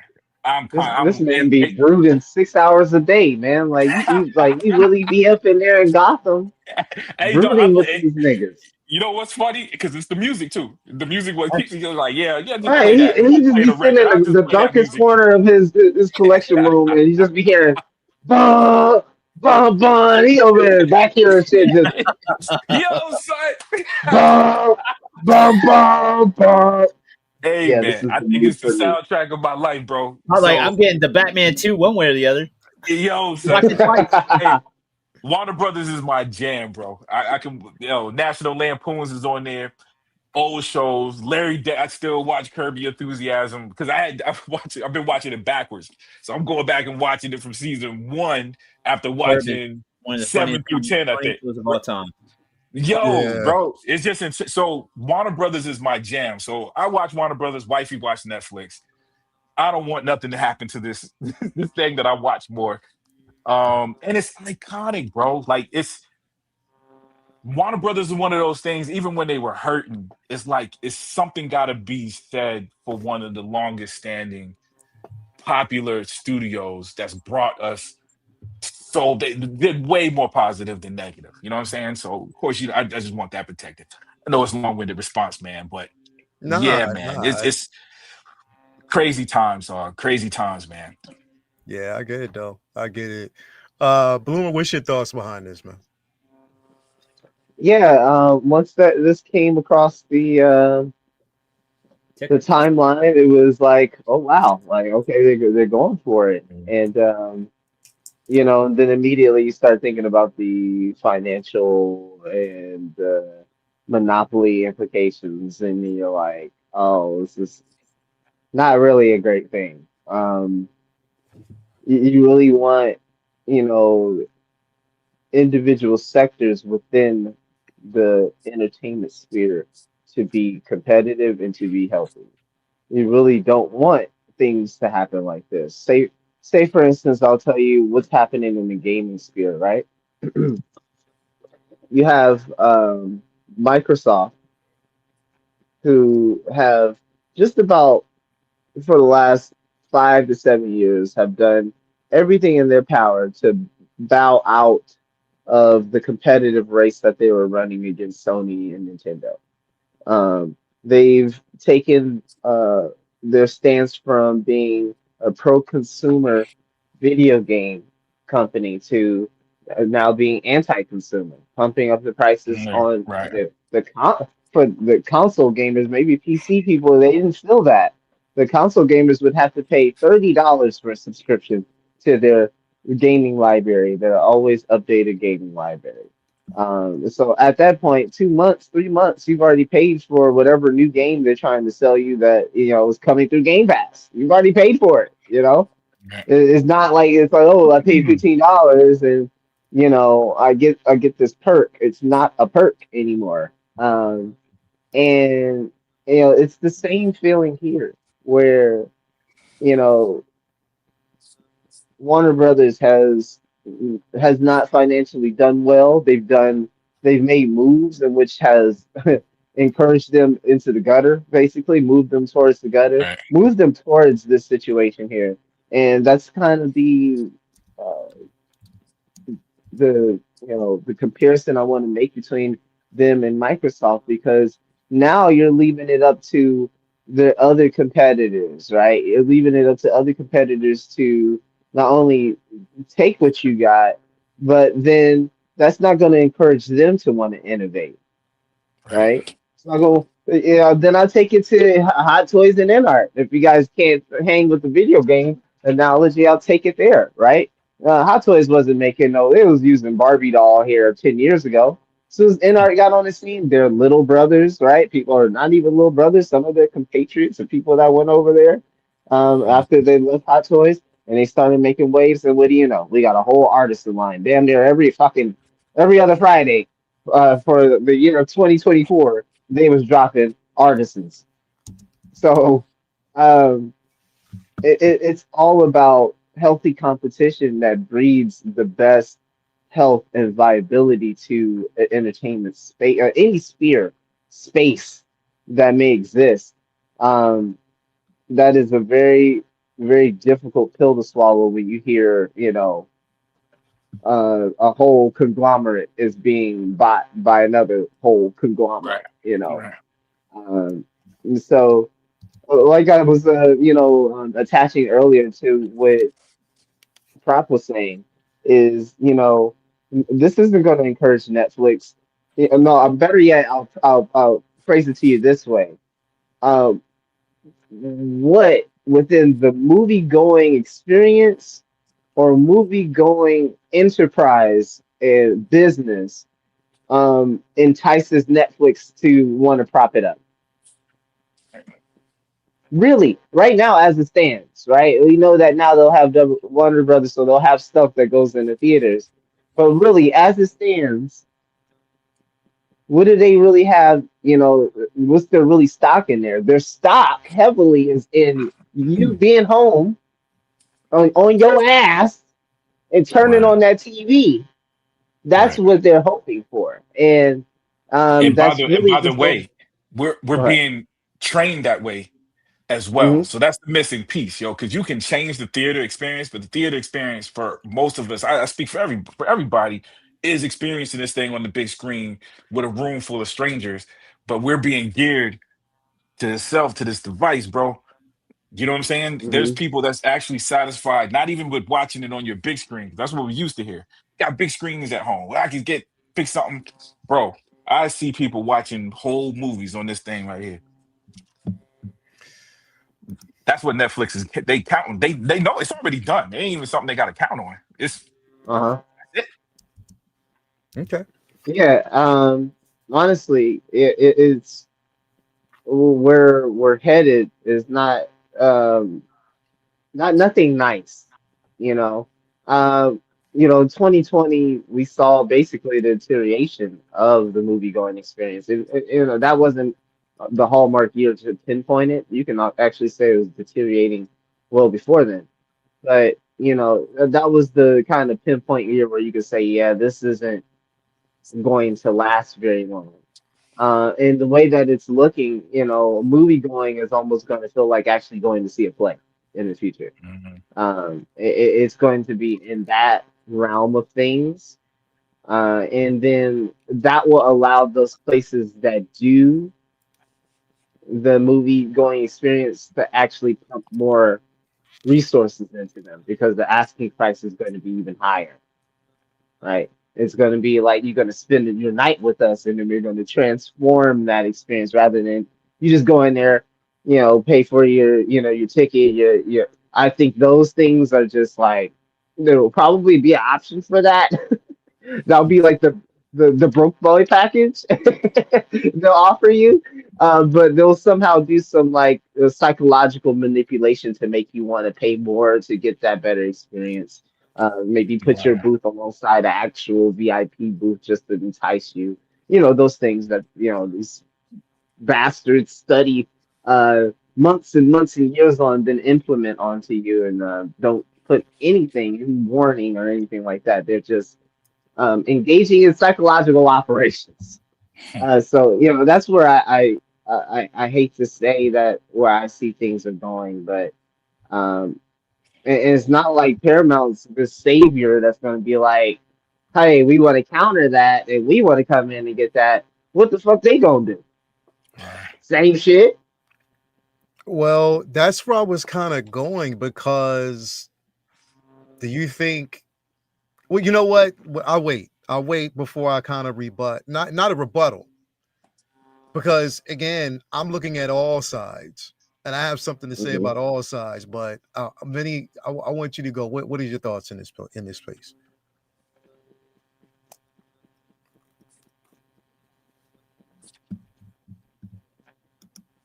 Oh, you muted. You think you're muted? My I was like, bad. man, it's a long ass dramatic pause. Like, man, he just stared at us. He about to put it on his My, son. my bad. My bad. Monday in full effect. Ciao, Jay. My thoughts was when I was signing up for this little indie service to send DVDs to my mailbox in 1999. Who would have known what was going to happen 20 fucking 6 years later, that they was going to Mhm. be on the four pillars of media conglomerates, with your Disneys and Apples and Googles and Amazons. It's really And really Vinny, they were the young startup. it They were the was young startup. They were the it was they're gonna take it to huge, the big bro. guys. I was getting They were them.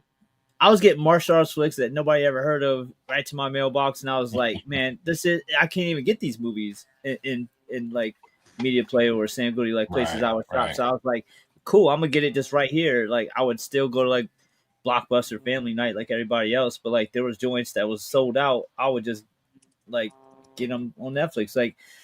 And here all this time later, it's just a whole kind of evil game plan to get everybody like Wally just sitting at home with an IV of slushies and being 400 pounds in the chair where we don't ever get up and walk around.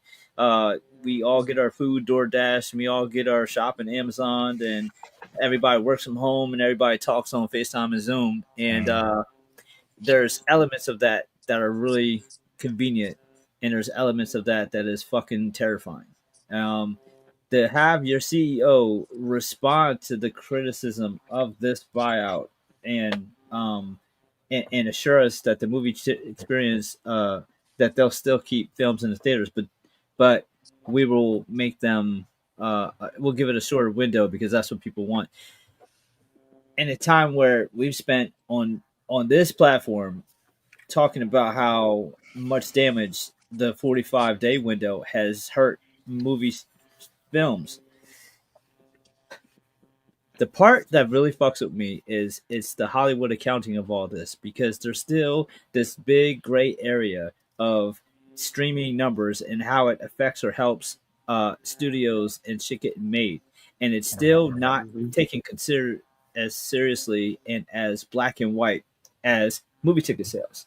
So when Batman 2 gets release day and date release in the theaters and on Netflix, and instead of making $800 million in its run, it makes $300 million because a lot of people just stayed home and watched it at home.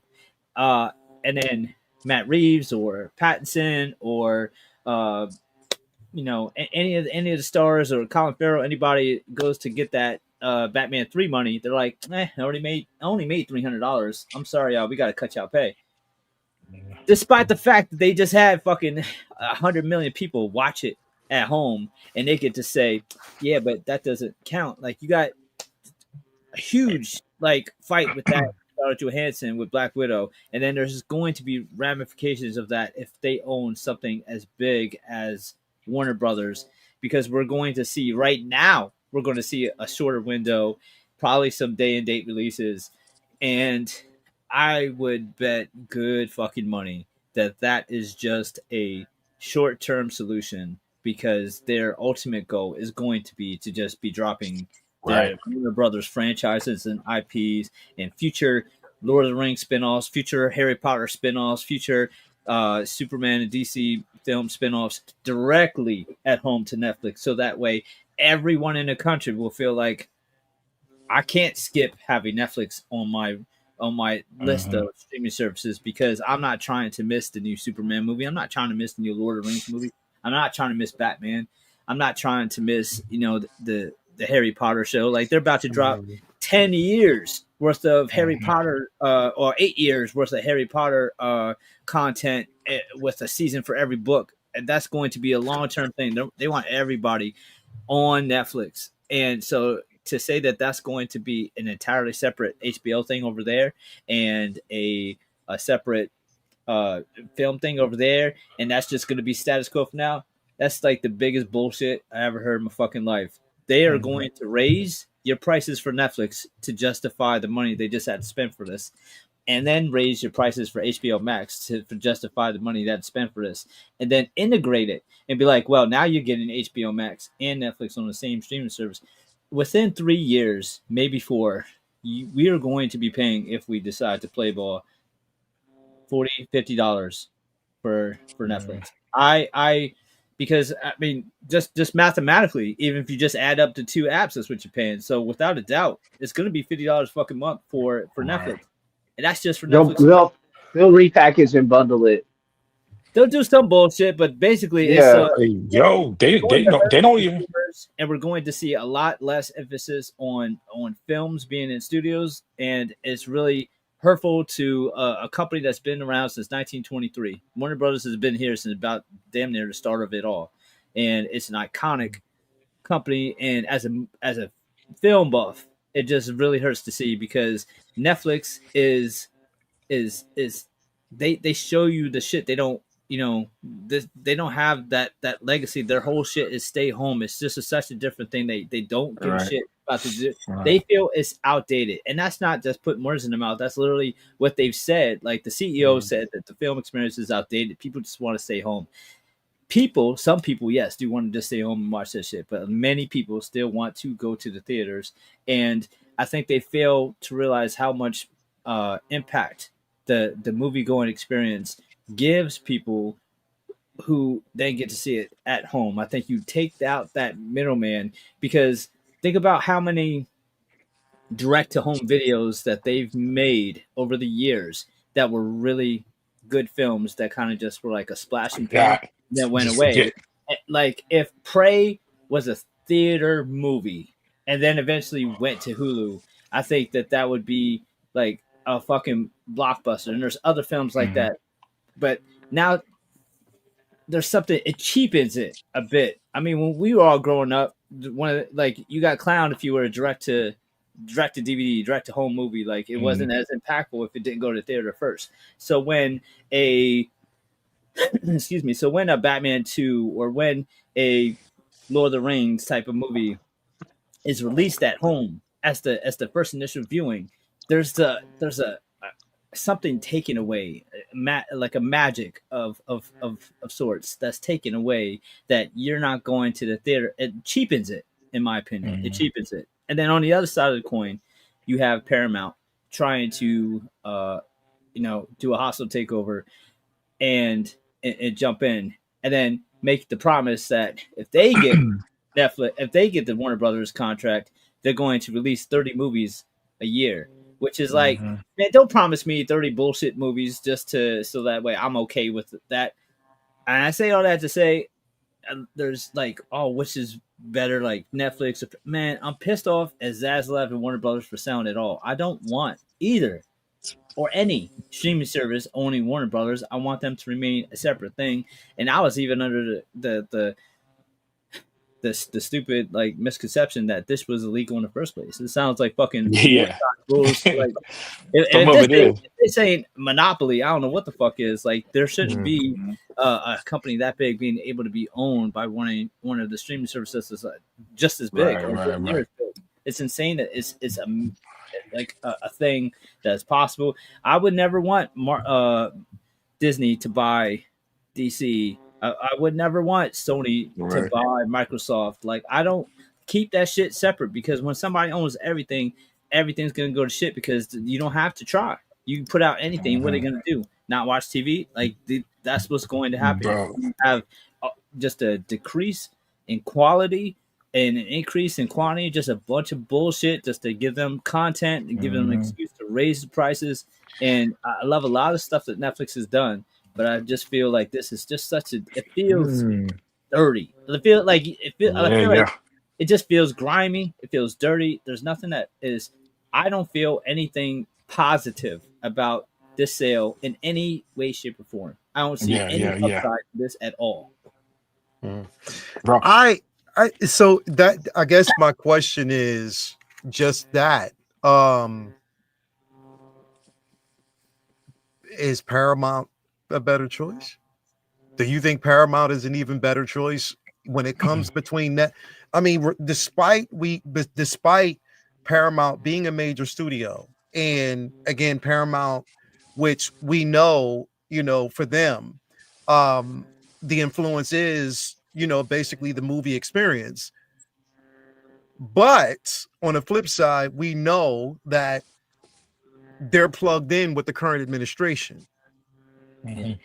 With that basically being said, that current administration is going to definitely dictate what HBO, which again pushes the button on what they Yeah. are allowed to show and what narratives they're allowed to push. We know they're going to have to quell that back with the acquisition if Paramount Mhm. acquires them. I'll And I'll that's the tell you point. this. There's one of the aspects of this is there's people who are of the right who feel like a Paramount buyout would result in more conservative programming, as Yeah, opposed for to sure. let's For sure.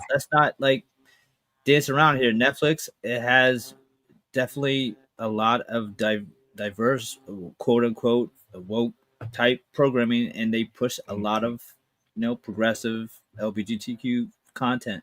That Mhm. there is a sect of this country that is emboldened now by the administration that does not enjoy that type of content and seeing so much of Mhm. it in each piece of Netflix original content that they've put out that probably might find the Paramount buyout more satisfactory because of their views. So there's a whole political aspect inside of this that is on top of that.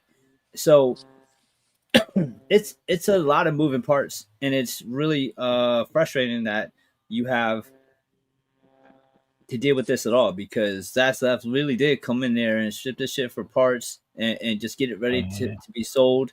And it just goes to show like how much he came in there like he had this big dream or goal for DC Studio stuff to be a certain way, and really it was all bullshit. He was just prepping it. Like I mean, and the writing was on the wall for real with Batgirl when they started selling shit, and Looney Tunes when they started selling shit off for Swamp tax Thing, the Swamp Thing TV show. Tell you what, though, out of all this, I feel sorry for the most the people who are delusional enough to believe that all this means we're going to get more Zack Snyderverse. Ooh, bruh. Please stop. Bruh, Please please, stop. please, please, Just get some help. please. We're not going to see Justice League Please, 2 because Netflix please. bought Warner Brothers. It's just not a reality. I know people are like, this is it. I told you. No.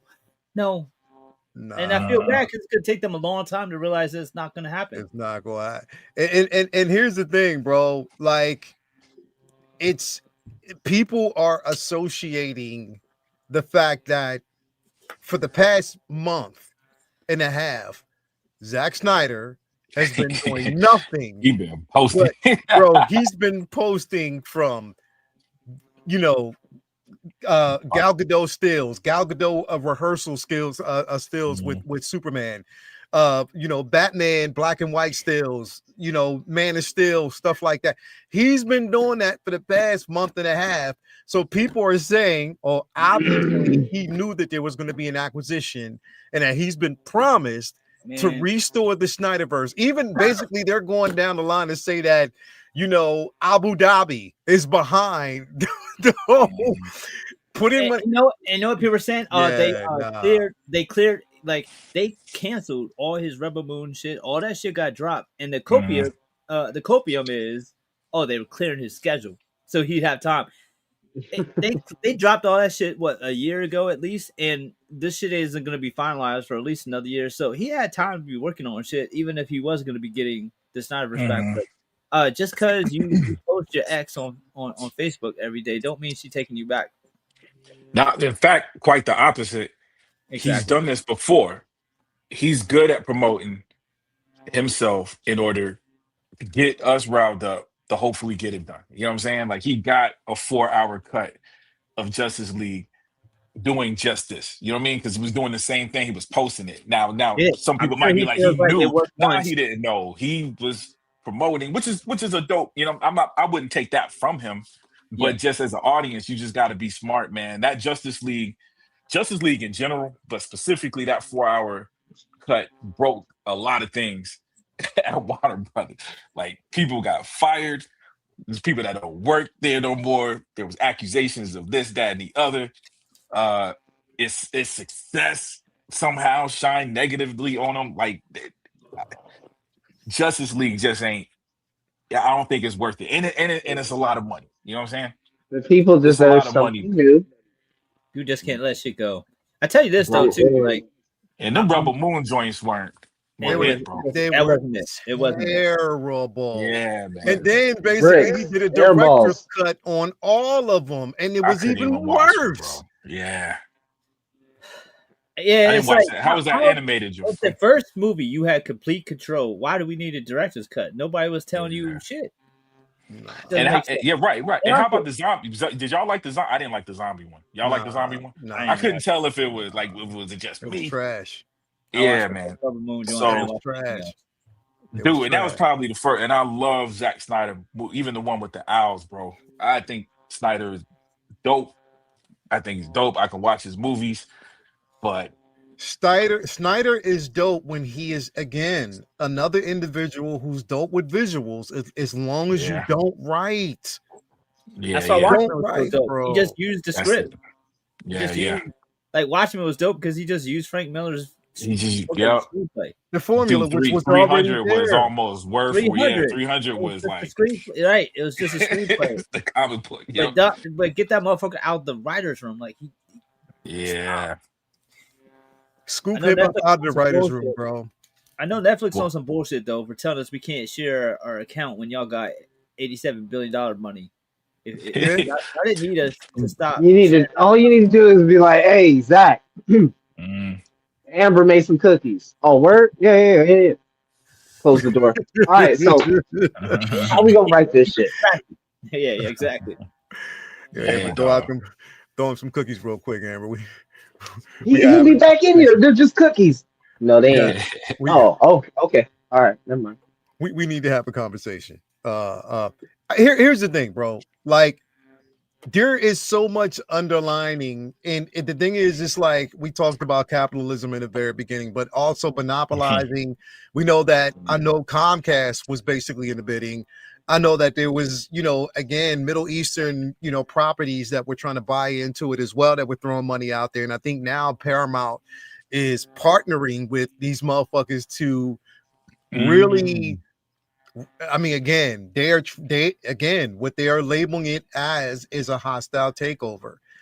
I don't see, and like was said, Zaslav was brought in initially to do the job, was to prep.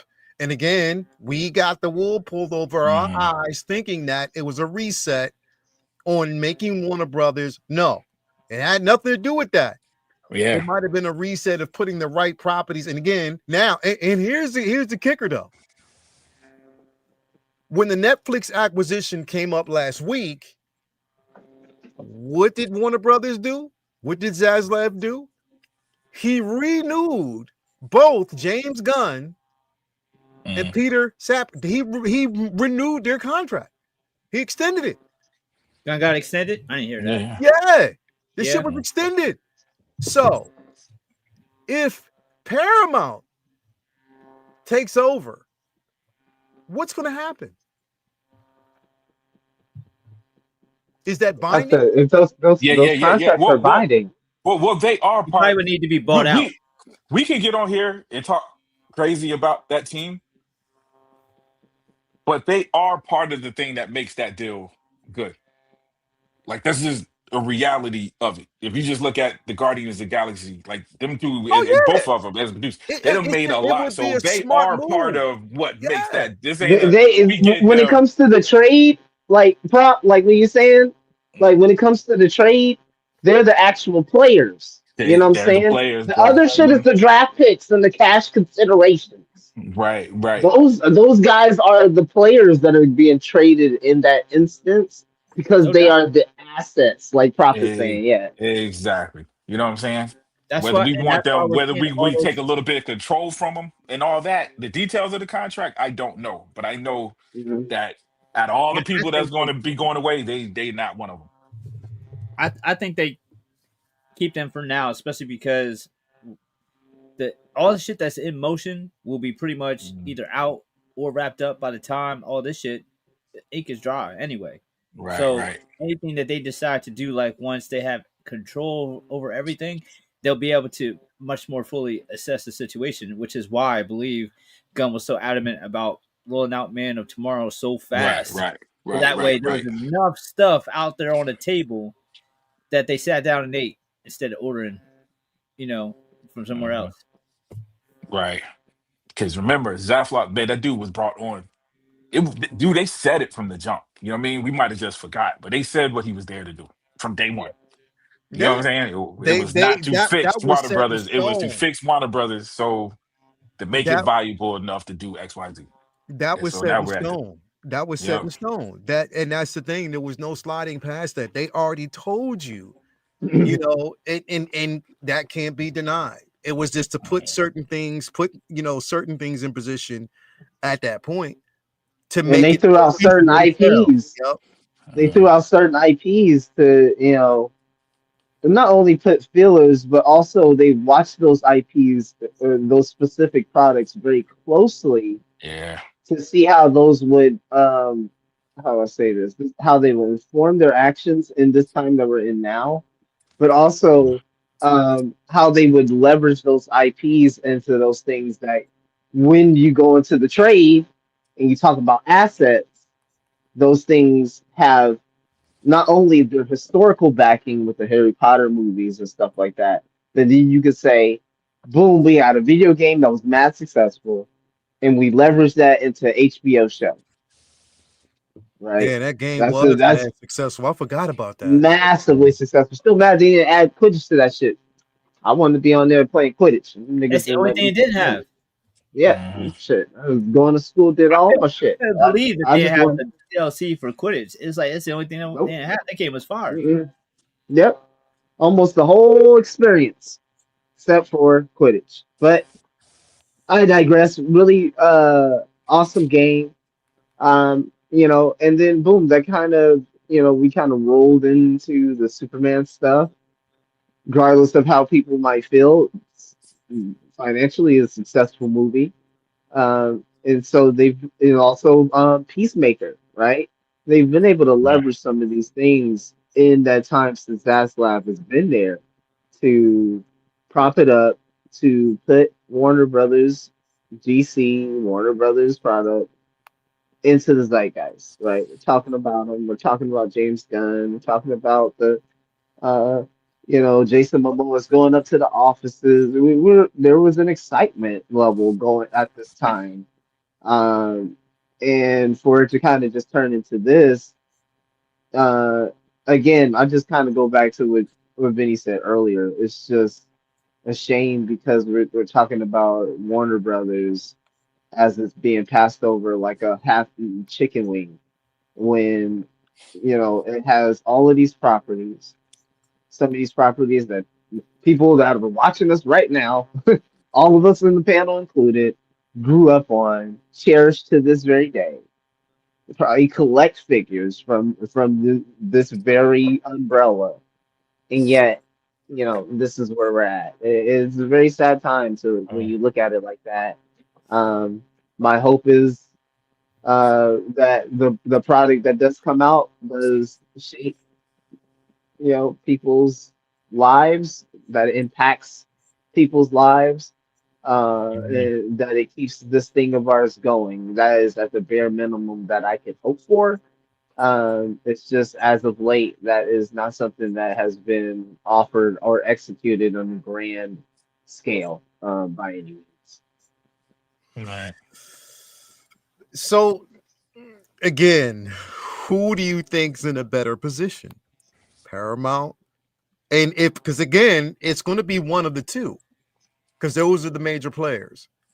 So who would you be more in agreement with the company? Because that's the thing. That's where the decision comes into play. Who would you be more? Who would you be more inclined to stand behind? Netflix or Paramount? Ugh. Tough question.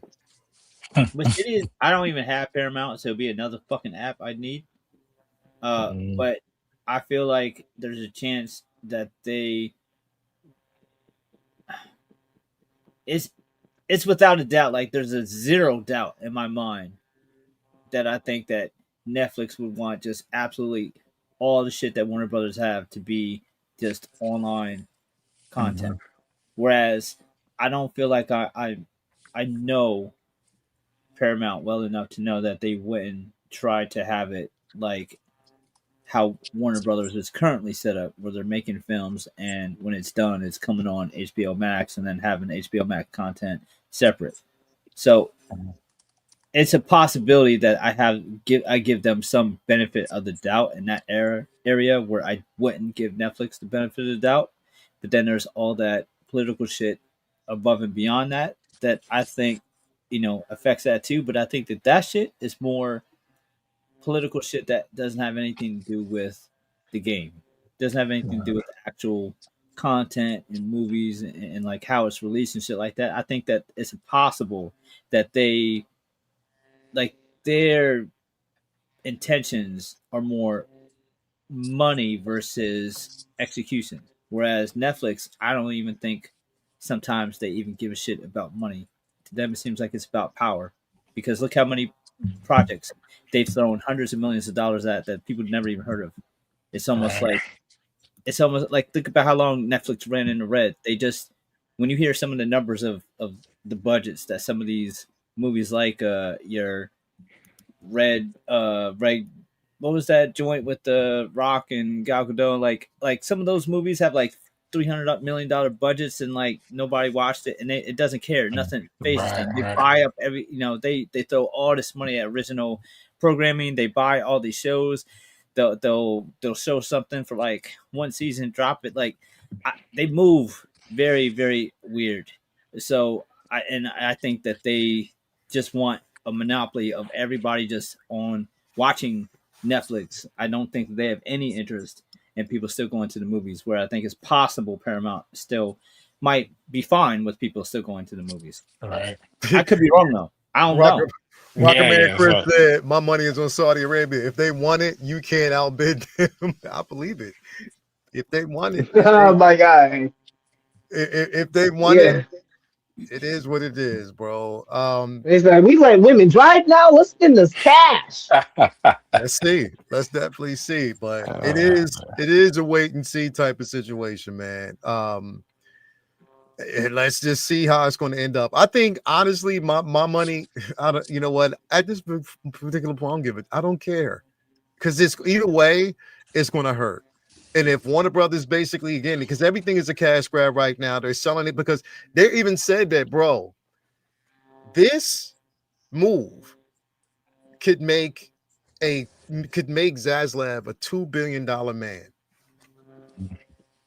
Plain and simple. Yeah, $2 billion. A $2 billion man. That's what this is. That's what he stands to gain. You know what I mean? That It doesn't. Isn't it? Does he get taken up in the deal too? Is he an asset too? he's No, still no. He's just That'd be there. part of No. his percentage. Is the Yeah.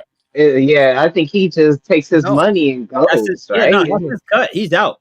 his cut Yeah. is out because again, you Right, got to because- keep in mind. I think he's still with Discovery.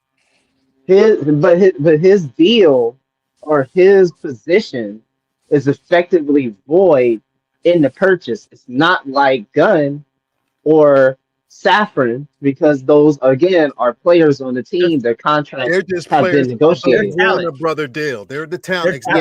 Yeah. They're the talent. CEOs Yeah. and talents of that company. So it is what it is. See, but that's why we have to try to explain it in conversation because it's hard because there's so many. We're talking about like business documents that have lines.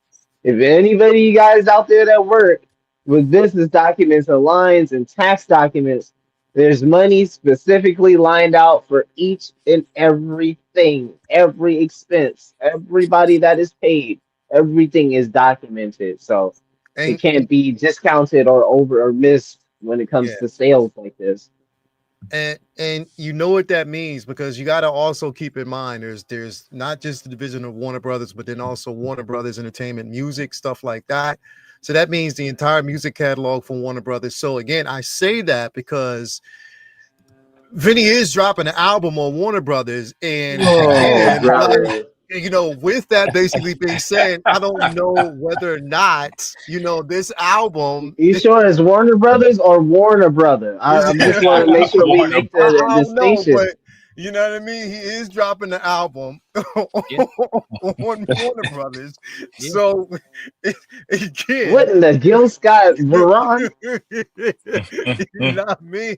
So You when you next time you over, you might expect to hear Christmas music, but not. Marvin Gaye?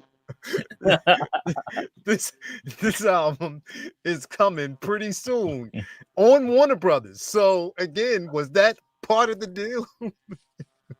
I wasn't at liberty to say before. Wyclef done. Wyclef Gunn. Oh, keep them coming. I get my list out. Keep them coming. West I Side like that one. Yeah. Wyclef done. Yeah. I don't. I mean, listen, bro. At this particular point, it's there. It's there, and there's no getting beyond. You know what it is that's going to actually happen. We just got to kind of wait and see. You know, at the end of the day, what's going to pan out, what the news is going to be tomorrow. We don't know. I have no idea. Again, it's a wait and see. So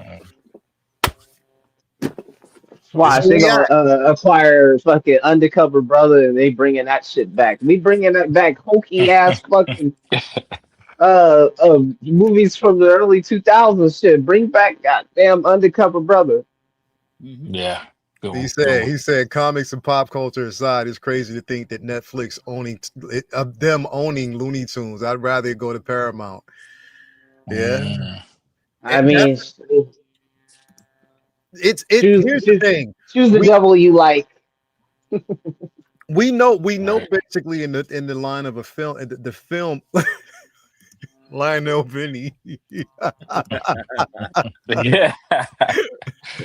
You're coming, thank you. Jimmy Vincent. Ooh. Yo, You can come. You might see yours on the episode soon. yes. But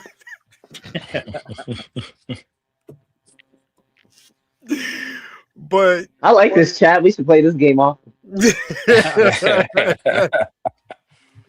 yo, thanks for the super chat, by the way. Welcome. Yo, but yeah, man, y'all crazy, y'all. The artist formerly known as Vincent, as Vincent. Streambar ain't gonna let me run that one, but yeah, man, good one on you. Yeah, that ain't gonna Yo. fit on the screen.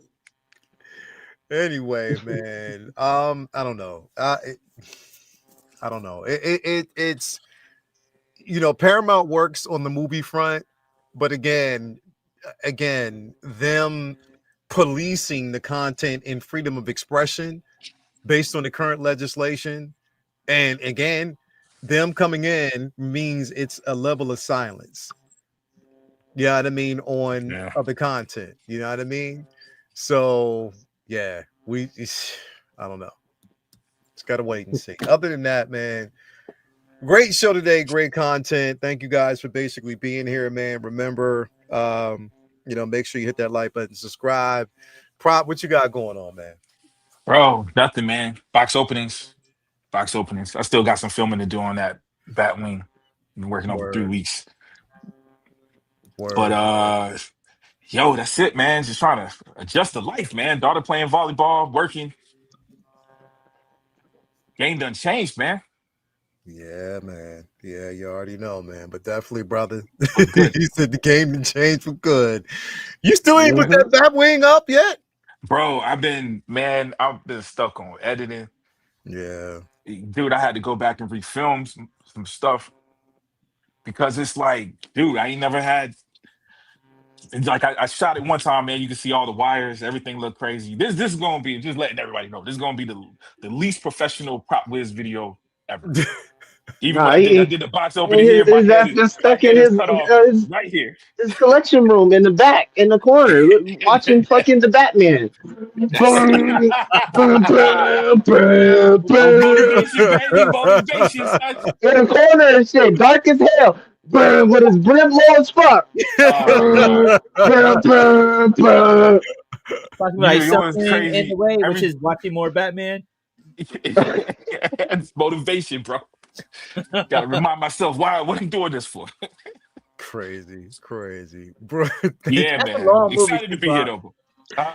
That's a long movie too, bro. Dog, you know You what? watched it twice, I watched it twice today, man. And there's parts that's bro. slower. You know what the That's funny what I thing forgot to talk about. was that? Scarlett Johansson is joining the Oh, cast of Batman 2. See, but it ain't confirmed yet, so maybe we wait a week, confirm, We'll wait a then week. we chew into it. We'll talk Yeah. about it next week. all right. If nothing happens, we'll chew on it then. Yes, for sure. We'll talk about it next week. And I'm good with that. And everybody's tripping because old girl ain't coming back as Catwoman. but I do think that's a good thing. Yo, give her some room. To hopefully she come back eventually. Here's But the I thing. like that she left at the end of the last movie and didn't I come right I back. don't want him like that's something that Nolan fucked up. Batman don't cry to no bitches like he don't care. He's the James He don't Bond of care. DC, baby.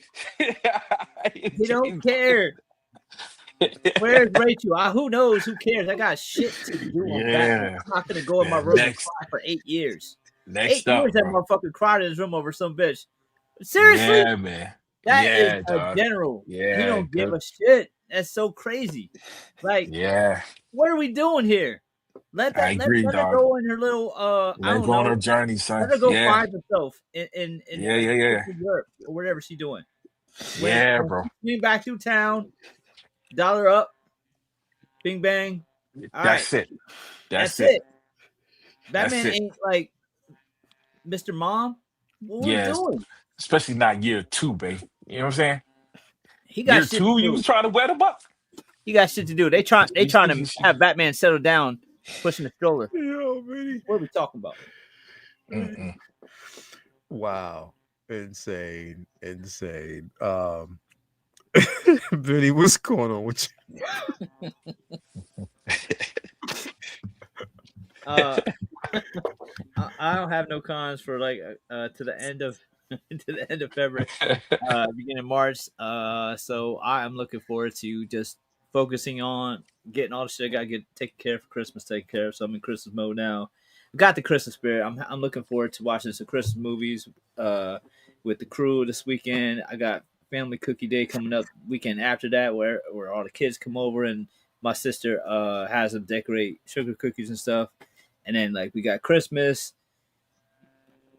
I'm looking forward to just like chill mode. I gotta get some final jobs done with my regular business once the snow gets out the way. So I'm hoping no more snow till New Year plus like later, if any at all. I'll be cool if that was all we got last week. Other than that, chilling, catching up on some reading and working on a couple commissions that shouldn't take too long, and then taking a little minute to focus on family for Christmas, and then I'll be back in the lab to get some new pieces knocked out. So you'll be seeing some more stuff on the site that I did just for this current con on the Stormby site very shortly.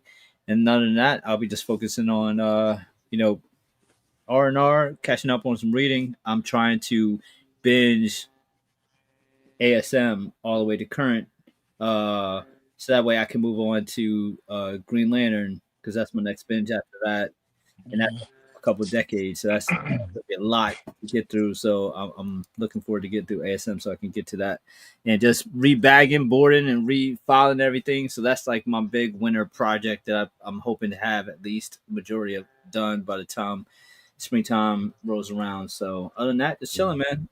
Go make sure if you are not watching, y'all, if you're not watching Welcome to Derry and Pluribus, please remedy that. It's two best shows right now. Yes, bro. Yeah, This last yeah. episode of Pluribus was Pluribus is so fucking fire. insane, bro. Rita Seahorn, it's insane that she never got an Emmy for Better Call Saul, because it's a crime that she never got an Emmy for that show. So hopefully they remedy it with this, because she's phenomenal.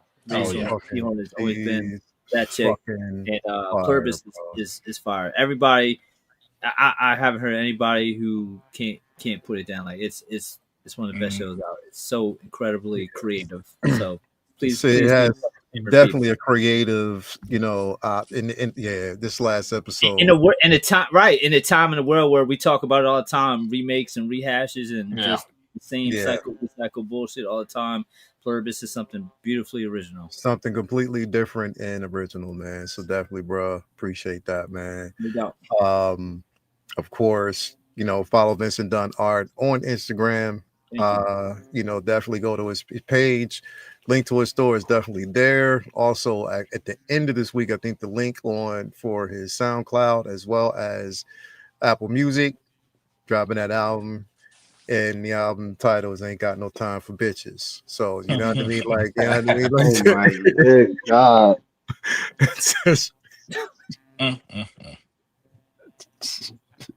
I wasn't expecting all that shit. Yo, Vinny is a nutcase, bro. I'm telling you, he is a nut. Anyway, man, take us out, Bloomer, man. What's going on with you, bro? Well, currently just looking to add more to the collection. You know, Yeah. hopefully pretty soon here. Just readjusting things and just trying to get my shelves right, man. Trying to get my presentation right. Also on top of that, um, trying to grow Philip the Fool and I's figure our toy photography collective group. We're just going out trying to surround ourselves with the best talent we can find, around Instagram or, mainly on Instagram. And, just trying to, encourage each other, one another, grow a network, a brotherhood.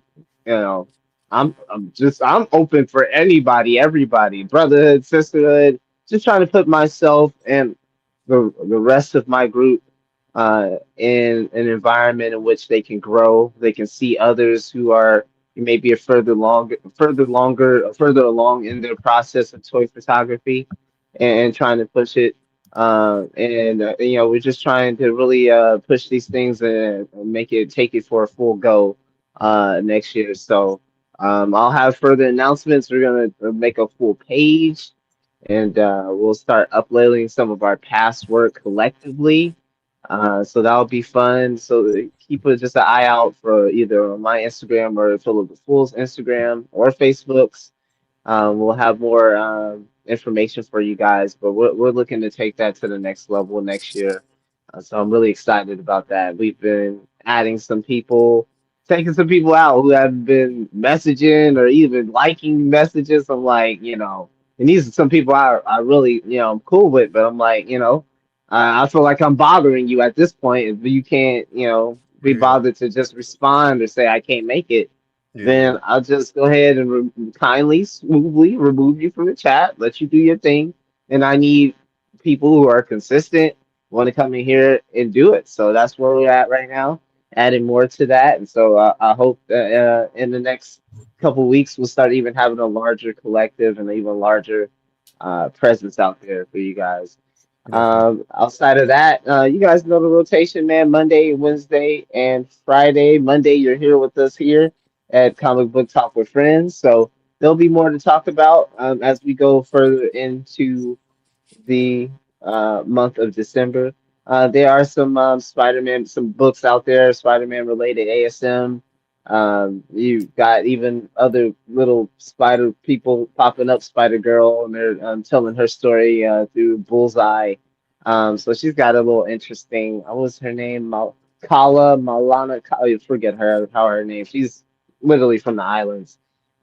So they got her fighting Spider Boy, so he's got kind of got like a little foil going on. So it's pretty cutesy, but they still keep it pretty violent over there as well, because Bailey's got teeth. He's literally he'll rip your head off. So there's still some cool stuff happening over there. Obviously, we see more with Peter Parker and his exploits cosmically, and as he makes his way back to uh, Earth. Um, DC. Now I didn't have a chance. I was working with my father during this time. DC knockout. I got a chance to like peek around the corner earlier, and just saw the fight between Adam and Superman. And just my word, they literally. I've never. Maybe you can point to this, but I've never seen an instance when I was, experiencing having the story told to me or that issue told to me was the fact that they literally are remaking Adam's background again. They're giving him an origin in real time. You're seeing his origin in this new era of him being reinvented. Is happening in real time, and then on top of that, which something I probably haven't seen, probably in Japanese manga, if anything, this motherfucker was throwing pieces of time as Superman. He's taking pieces of time and throwing it as Superman. And so, if you guys are interested in that, check out DC Knockout because they're killing it along. That's They are something. killing it, bro. The absolute. does not tickle your fancy, which I don't know why it wouldn't. But anyway, if doesn't tickle your fancy, DC Knockout is doing an amazing, amazing story. It's self-contained, but it has some implications into the further DC universe. And then lastly, guys, recently we received a story with the Fantastic Four and Doctor Doom. Again, some of the best stories happen with these 5 people. It's just Without what a it doubt. is at this point. And you have a Doctor Doom whose armor is made out of the remains of his wife. And you have a Doctor Doom who has tricked Doctor Strange out his pockets all the time. all the time because All he's the got time. it. But you got to think about it. If you're in pursuit of that type of power, he's the first motherfucker that got to go in order for you to get that type of power. And so you got him out, and then it almost looks like Doom has finally found a way to magically just get all of this stuff together and just put Reed in a box he just cannot get out of. Put Reed in an actual room with spells and said, a 4-year-old probably would be able to solve this, but I know you can't. You won't. Mhm. Mhm. And the whole book is about Reed chipping away at his ego. Panel It's by it's panel. Reed and Strange chipping away at both their egos, bro. Yes. That part. And then it's almost like you get a referendum of how, not necessarily how powerful Doctor Strange is, but how in tune with the mystical arts Doctor Strange is. It's, he has all of these things that give him these abilities and embed Yeah. into him. But Yeah. there is something about the man here Yeah. that makes all of that possible. Yeah. And it's sometimes realizing, it's almost that quote of a man that knows everything knows he knows nothing at all. Mhm. And that is what Reed Richards is reduced to in this book. And I'm saying all of that to say that there is amazing stuff happening in comics right now. It is I know there's a pervasive narrative because we're coming out of an era where things weren't the best and people were writing things just for the sake of progressiveness and not trying to actually push these progressive coalitions forward. They're hurting the coalition. We don't like the shit either. I agree with those politics, but I don't like the shit either. You know what I mean? Like, it is. We're not at that point anymore. We're now at this point where stories are being told, characters are being shown, and just like you said, the value they're showing their worth. And I hope you guys go out there this Wednesday and go pick you up a book because there's amazing things happening right now. Yeah. It's Yeah, a renaissance right now, bro. It is. Mhm. It's a renaissance of great art And not Marvel and DC, Yeah. It's what makes comics right now, Yeah. How about and this? always has been. Image, boom. It's not even just one of them. You go over It's there and not find even some just good two of stuff. them. It's Image too. It's Marvel. Yeah. Yeah, Image. It's all of that. yeah. And I They're, think they're coming up with good stuff. a lot of it, and honestly, I believe a lot of it in both DC and Marvel is because there's a lack Shit, IDW. in entertainment or film content. So nothing in the film content is changing the narrative in the comics right now. So they can dance around in that particular space until, like, you know what I mean, Spider-Man, Friendly Neighborhood Spider-Man, or until Doomsday drops. They can dance around in that particular sandbox until Marvel says, okay, now we need you to change this, change that, which we've seen the repercussions of everything that happened within its last multiversal run and the changes that happened with Miss Marvel and how that influenced even the X-Men titles, and not in a good way. I'm just saying. Yes. Should be reverberating and don't be reverberating the way that you want it to reverberate. Not in a good way. Not in a good way. Not a good way. So that's what I'm saying. Like, they have a place to play right now until everything else kind of makes its presence. But yeah, bro. But definitely, man. Thank you for being here. Thank everybody out there. Remember, your loved Chris. ones are definitely most important. Cherish every moment that you actually have with them, because at any given moment that can actually change. Just want to put that out there, man. And just always be prayed up. Thank you guys for the love, and everybody out there. When it comes to my mom, she's definitely feeling the love. And mom, if you're listening, hope you get better. Love you eternally, and I'll be out there with you tomorrow morning, as always. Again, to sit down and watch some, some. Well, we got Price is Right. We got some Young and the Restless. We got General You already Hospital. know. Shit, You already know, what bro. we got? Shit, You already Bonanza. Fuck, MASH. Come on, nigga. All that. You already know. We're gonna be watching it tomorrow morning. That's how it is. Right? Eating hospital food. But anyway, man, thank you guys for being there. Everybody out there, have a great rest of your evening. We didn't have to say pause whiz not once today, which is definitely learning. We didn't have to say pause whiz not once today, but definitely, man.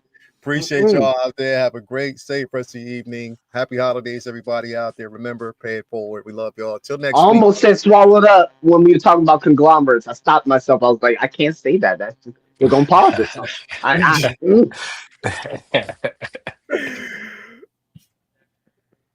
Watch the Diddy Con.